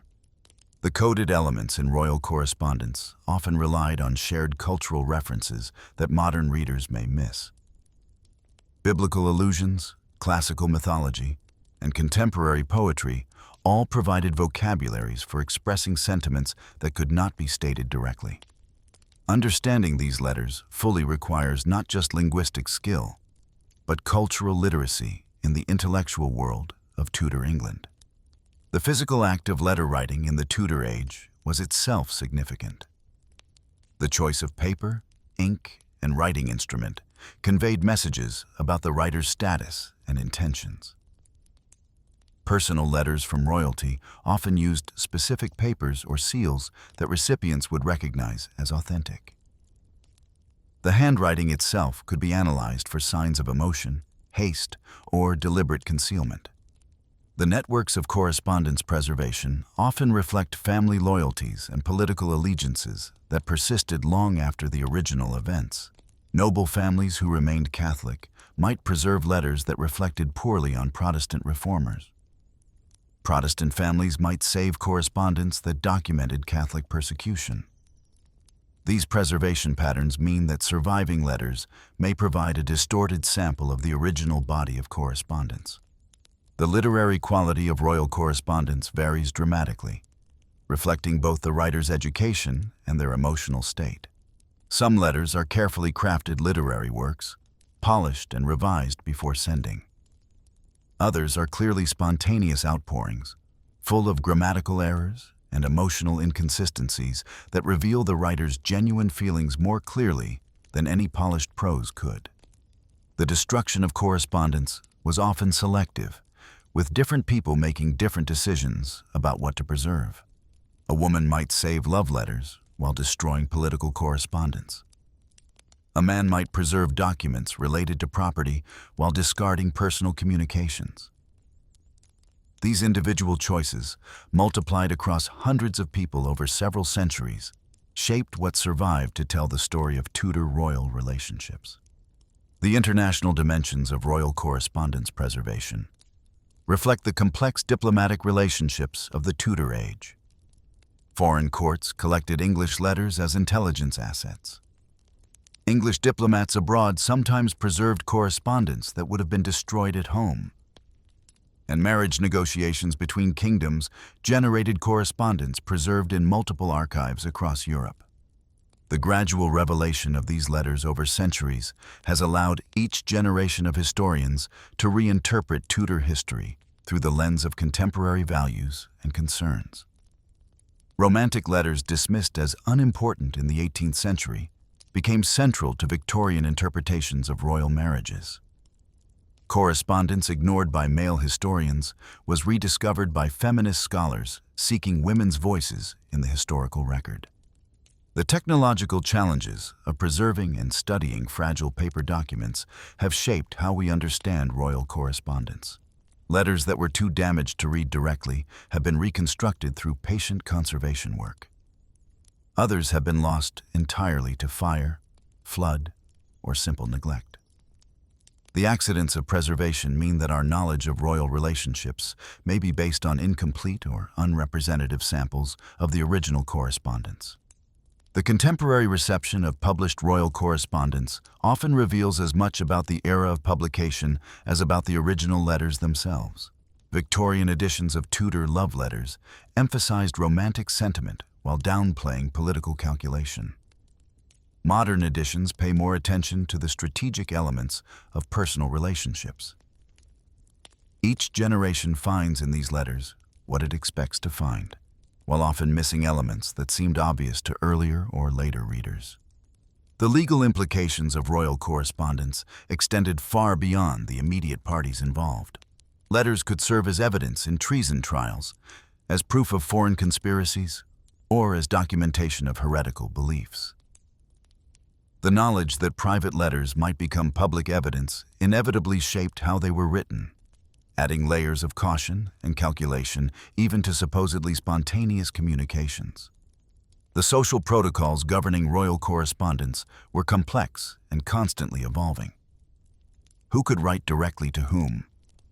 What forms of address were appropriate, and what topics could be discussed all depended on constantly shifting relationships of power and favor. Understanding these protocols is essential for interpreting the true meaning of surviving letters. The emotional landscape revealed by royal correspondence challenges simplistic narratives about Tudor relationships. The letters show love coexisting with political calculation, genuine affection complicated by dynastic pressure, and personal desires constantly negotiating with public responsibilities. They reveal a world where private feelings could never be entirely private, and where love letters were always potentially political documents. These surviving letters continue to shape our understanding of Tudor history because they provide evidence that cannot be easily dismissed or reinterpreted. Unlike chronicles written by court historians or official records created for public consumption, personal correspondence carries the authenticity of immediate experience and private sentiment. It shows us not what people wanted posterity to believe, but what they actually felt and thought at crucial moments in their lives. The fragments that survive are like pieces of a vast jigsaw puzzle, most of whose pieces have been lost forever. Each new discovery allows historians to glimpse new aspects of relationships and events that seemed well documented, but were actually known only through official accounts. The continuing possibility of new discoveries keeps Tudor history alive as a field of active research rather than settled fact. The power of these letters lies not just in their content, but in their very existence as evidence of human agency in a world often portrayed as entirely determined by political necessity. They show individuals making choices, expressing preferences, and pursuing desires even within the most constrained circumstances. They reveal the spaces where personal will could still operate within the rigid structures of royal duty. In the end, these letters that should never have survived serve as a reminder that history is always incomplete, always subject to revision based on new evidence. They humble our certainty about past events while enriching our understanding of the complex human beings who shaped them. They preserve voices that were meant to be silenced and stories that were intended to be forgotten, ensuring that the full complexity of Tudor royal relationships remains accessible to anyone willing to listen to whispers from the past. The candle burns lower in your solar as you close the last letter, returning it carefully to its hiding place behind the false back of your jewelry casket. These words, written in desperate hope or calculated ambition, in genuine love or strategic necessity, have survived against all odds to tell their stories. They remind you that even in a world where power seemed absolute and fate appeared predetermined, individuals found ways to express their authentic selves, to reach across the void of circumstance and touch another human heart with words that would outlive kingdoms and outlast kings. These letters are more than historical documents. They are proof that in every age, the human heart finds a way to speak its truth, even when that truth could cost everything. The last royal mistress never wore silk to bed or diamonds to breakfast. She didn't steal hearts at court masques or birth princes in candlelit chambers. She lived quietly in the shadow of Greenwich Palace, her name scattered through household accounts and forgotten letters, tending to a queen who had learned to love no one completely because she had seen what love did to women. The era of the royal mistress, that glittering, dangerous theater of passion and politics, didn't end with executions or exile. It faded like candle smoke, suffocated by the steady breath of Elizabeth Tudor, who transformed the role of favorite from lover to servant, from scandal to silence, from flesh and blood women to careful shadows who knew their place and kept it. Catherine Ashley was never called a mistress, but she understood the weight of royal affection better than any woman who had shared a king's bed. She had raised Elizabeth from a thin, sharp-eyed girl into the Virgin Queen, had seen her through Thomas Seymour's predatory advances, through Mary's bloody reign, through the endless speculation about marriage and heirs. When Elizabeth took the throne in 1558, Cat became not just her chief lady of the bedchamber, but something unprecedented in English court history. A woman whose power derived not from her womb or her beauty, but from her absolute, unquestioned loyalty to another woman. The transformation was subtle, revolutionary, and permanent. Where Henry VIII's mistresses had wielded influence through intimacy and the promise of sons, Elizabeth's women gained authority through competence, discretion, and an almost religious dedication to preserving their queen's carefully constructed virginity. The court still hummed with desire, but it moved differently now. Robert Dudley burned for Elizabeth with the same consuming passion that had once driven kings to break with Rome or build new dynasties. But Elizabeth, schooled by her mother's fate and her stepmother's blood, kept him at arm's length, close enough to feel his heat, far enough to preserve her freedom. She flirted like her life depended on it, which in many ways it did. But she never surrendered the one thing that would make her dispensable, her unmarried state. In doing so, she created a new kind of court favorite, the perpetual suitor, forever hopeful, never satisfied, performing desire like a courtly dance that could last for decades. The women around Elizabeth learned to navigate this new landscape with extraordinary skill. They were daughters and nieces of former mistresses, raised on the stories of Anne Boleyn's rise and fall, of Catherine Howard's terror, of Jane Seymour's fatal success. They knew the rules of the old game, but they were playing an entirely different one now. Lettice Knollys, Anne Boleyn's great niece, understood this better than most. When she secretly married Robert Dudley in 1578, she wasn't stealing the Queen's lover. She was claiming something Elizabeth had deliberately left unclaimed. The Virgin Queen's fury was immediate and unforgiving, not because Lettice had taken a man Elizabeth loved, but because she had dared to act on desires Elizabeth had spent her entire reign learning to suppress. The punishment was exile, not execution. This was the new order. Transgression met with banishment rather than blood. Elizabeth couldn't kill her way out of emotional complications as her father had done. Instead, she perfected the art of freezing people out of existence, of making them invisible through sheer force of royal displeasure. Lettice lived another 50 years after her banishment, long enough to bury her son Essex and to see the Queen who had exiled her buried in Westminster Abbey. She outlived them all, the lovers, the rivals, the Queen herself, because she had learned what the old mistresses never could: how to survive royal favor by living without it. The daughters and nieces who followed understood the lesson.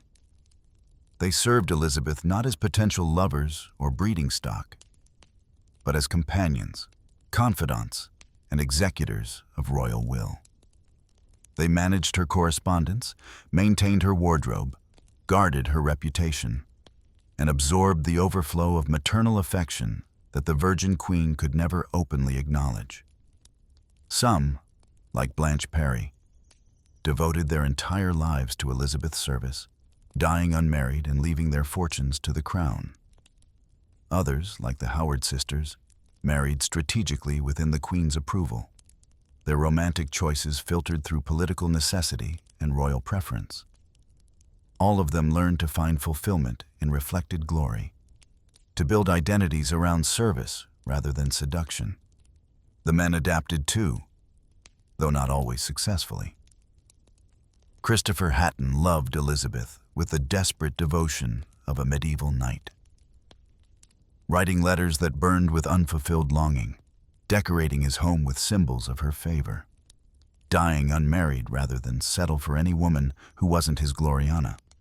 Walter Raleigh played the courtier poet with swaggering confidence until he secretly married one of Elizabeth's ladies and found himself in the Tower, learning the hard way that the Virgin Queen's affection came with non-negotiable terms. The Earl of Essex, Lettice's son, tried to recapture the passionate intimacy that earlier favorites had enjoyed with their royal lovers, but his presumption cost him his head. Elizabeth had loved him like a son, but she would not be ruled by that love as her predecessors had been. By the 1590s, the transformation was complete. The English court had become a place where women could wield enormous influence without ever being called mistresses, where favorites were measured by their utility rather than their fertility, where royal affection was disciplined, compartmentalized, and subordinated to the needs of the state. Elizabeth had taken the most dangerous role a woman could occupy in Tudor England, that of the king's beloved, and made it safe by making it impossible. No one could be her mistress because she belonged to no one. No one could mother her heir because she was married to England itself.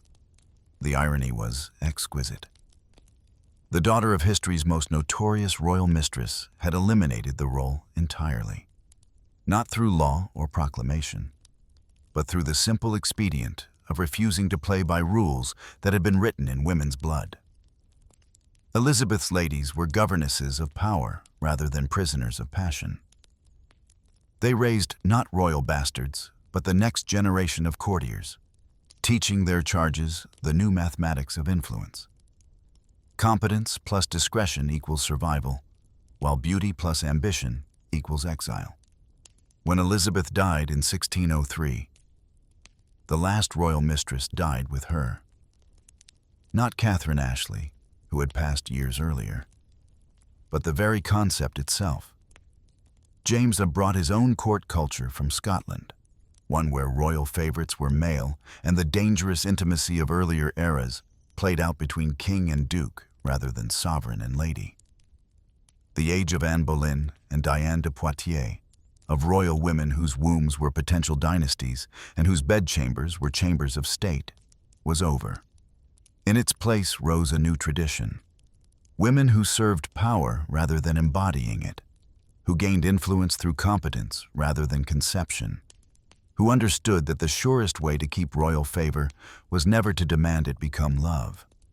The daughters and great-nieces of Tudor mistresses lived into the 17th century and beyond, carrying with them the accumulated wisdom of women who had learned to navigate the most dangerous currents in European politics. They became abbesses and patrons, regents and kingmakers, diplomats and power brokers. They married strategically, invested wisely, and passed on to their daughters not just wealth and titles, but something far more valuable: the knowledge that a woman's greatest strength lay not in her ability to attract a king's desire, but in her capacity to survive it. Some historians argue that Elizabeth's revolution was incomplete, that she simply displaced the sexual politics of earlier courts rather than eliminating them. They point to the intense relationships she maintained with her ladies, to the possessive fury she displayed when they married without permission, to the almost maternal affection she lavished on young courtiers like Essex. But this misses the fundamental transformation she achieved. Elizabeth had taken the raw material of royal mistresshood, intimacy, influence, and absolute dependence on sovereign favor, and restructured it entirely. Her ladies were not mistresses but ministers, not lovers but counselors, not temporary favorites but permanent fixtures of royal government.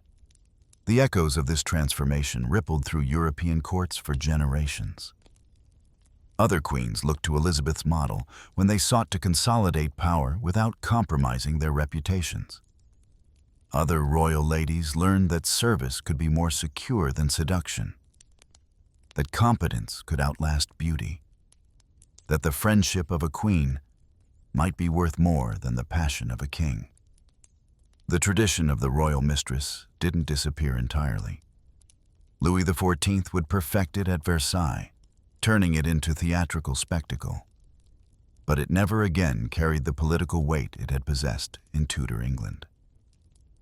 Elizabeth had proven that kingdoms could be ruled and dynasties preserved without the sexual scaffolding that had supported European monarchy for centuries.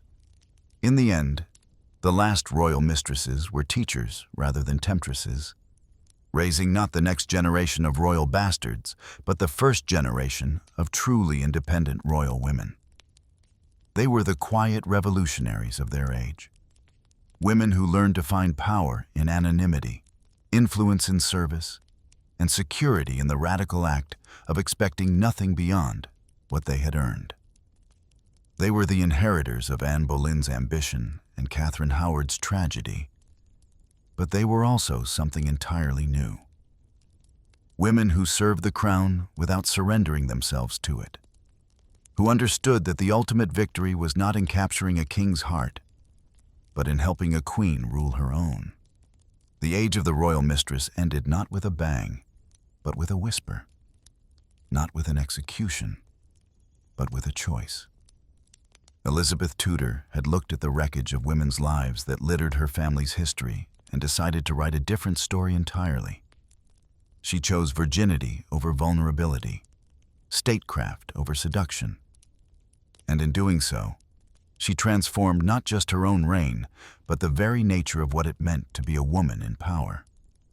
The last royal mistresses were not the queens who came after her, but the ladies who served beside her. learning day by day that the most revolutionary act a woman could perform was not to conquer a king, but to make herself indispensable to a crown that would outlive them all. And so, we close the velvet curtains on this journey, through the gilded halls and shadowy chambers where love and power dance their most dangerous dance. You've walked beside queens and mistresses, witnessed the rise and fall of women who dared to love kings, and seen how one virgin queen rewrote the rules entirely, transforming passion into politics and desire into duty. Tonight, as you settle into your own bed, thankfully free from the intrigues of Tudor courts and the weight of royal expectations, let these stories drift with you into sleep. Dream of the women who came before us, who navigated impossible choices with whatever grace they could muster, who loved and lost and left their mark on history, even when history tried to erase them. May your dreams be filled not with the anxiety of court politics or the fear of dawn executions, but with the quiet satisfaction that comes from understanding the past. May you rest knowing that the freedoms you enjoy were built on the courage of women who had far fewer choices but made the most of what they had. Sleep well, dear listeners. Tomorrow brings its own adventures, but tonight belongs to rest, to dreams, and to the gentle understanding that every age has its struggles, its triumphs, and its quiet revolutionaries who change the world one careful choice at a time. Sweet dreams, and thank you for joining me in the shadows of history, where the most powerful stories are often whispered rather than shouted, and where the last royal mistresses taught us that sometimes the greatest victory is knowing when not to play the game at all. Close your eyes now.